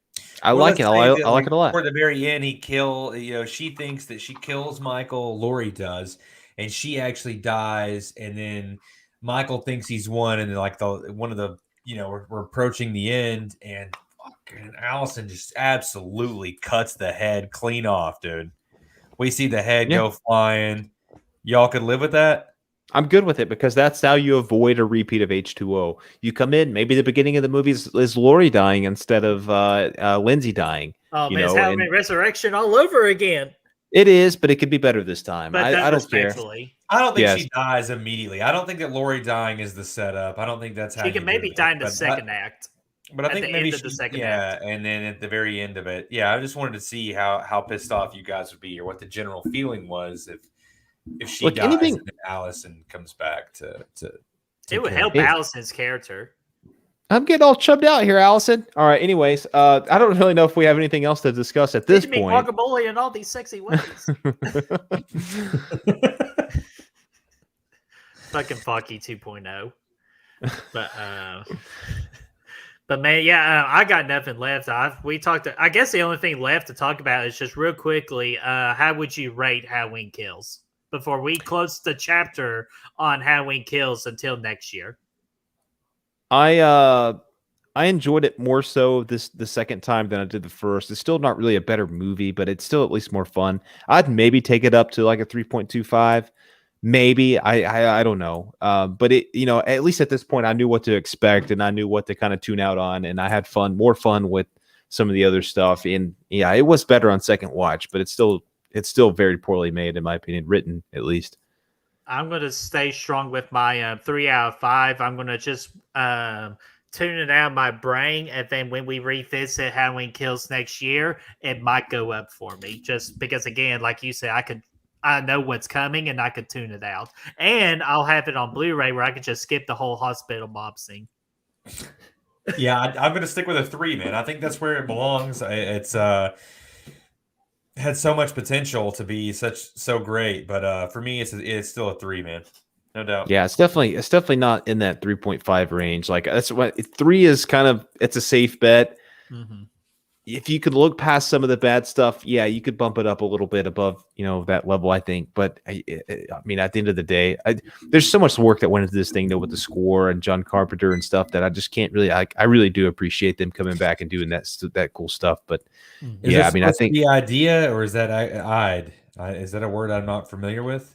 Am I just an idiot here, or is that no? Make that too. I don't know what "ide" is either. So there's a great movie called The Ides of March, but I think he said right here it's an idea. Idea is what he's saying. Oh, idea. Okay, thank you. I knew we were missing something there. But anyway, man, that's it. Next week, guys, we're gonna try to next week do Slash It Out with Halloween Kills versus 2018. So be sure to tune in for that. That's gonna be a lot of fun. And that even doing. You know what? Never mind. We're gonna have fun with it. We're gonna have a good time. Chris, you're winning. Chris, you're winning right now. Speaking of Slash It Out update, please, so right now you are in the lead. Please help me win one. I'm not very good at those Slash It Out things. Well, you got It Follows. You're gonna win. Trust me. But no, sorry. I got one last thing, and then we'll close out, wrap it up, tell you what we got coming up. If you have to guess right now for your standards, Halloween Ends. 1 at out of 5.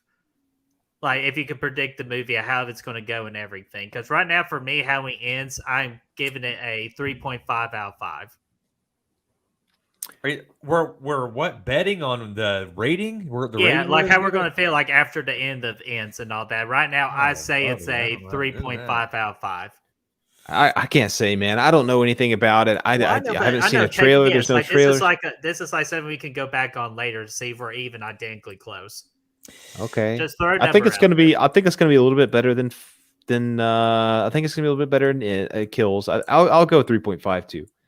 Hey, I don't think it's. I'm going to be 100% optimistic on this. I hope, and I'm saying this just to try and put it out there in the ether. I think it's going to be a 4.5. Damn. I don't think it's gonna be perfect, but hopefully, if everything goes right, they can rectify this, and we can get a great closing chapter. 4.5, dude. Let's do it. And hey, Cole's not that far off from you. He said 4 out of 5 too. I like it, man. So if they can do 3.5 or better, I'm going to be happy here. I'm going to be happy. I don't even care if it's like a 2. If they could just get that third act right, like with proper conclusion, I would be a happy camper mainly. They have not impressed me at all. Even in I think 2018 was better than Kills, but they have not impressed me. Mm-hmm. They have not impressed me in either movie with the writing. So I don't know if they can turn that around here or not, but hopefully they can. But we'll find out. But until then, guys, we are officially, for the time being, until the Slash It Out for next week, we are closing the door on Halloween Kills, and we will revisit it next year for something special we're doing for Good Will Hunting 2022. So, Brad, real quickly to wrap it up, what we got coming up? Well, the door's closing on Kills very, very soon, but the door is opening for Ends. So we're really excited about that. It's going to be another year of anticipation. We're really pumped. Obviously, we're going to do the Slash It Out next week, 2018 versus Kills, and go from there and have a good time with that one. And this Sunday, we got the biggest Slash It Out yet. It's going to be a tag team live for the first time, live Slash It Out. It's going to be me and Matt Facci.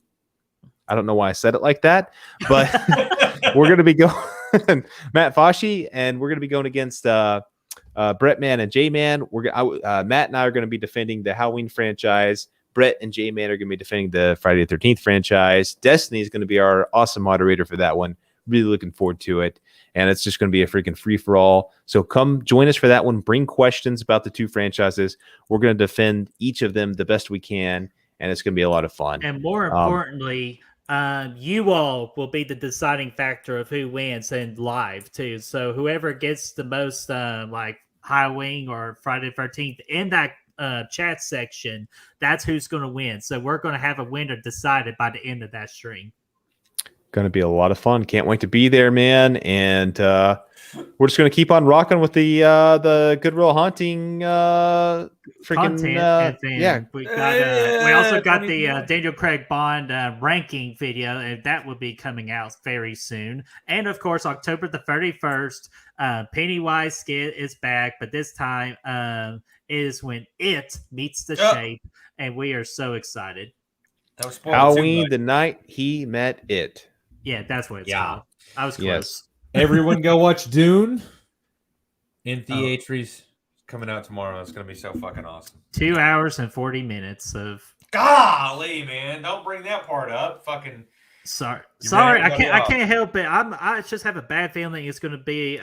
for you all, it's going to be a review, but for me, it's going to be a what the fuck did I just watch? Yeah, maybe. Okay. Anyways, thanks for joining us here tonight. We had a lot of fun talking Halloween, and we can't wait to do it some more. So enjoy Thursday, get into the weekend safely tomorrow, and we will see you guys all very soon. See you Sunday, suckers. Can't believe I ate them all, sucker. Yeah. Kalate! Did you see that dog over there? I mean, it's a goddamn rat, man.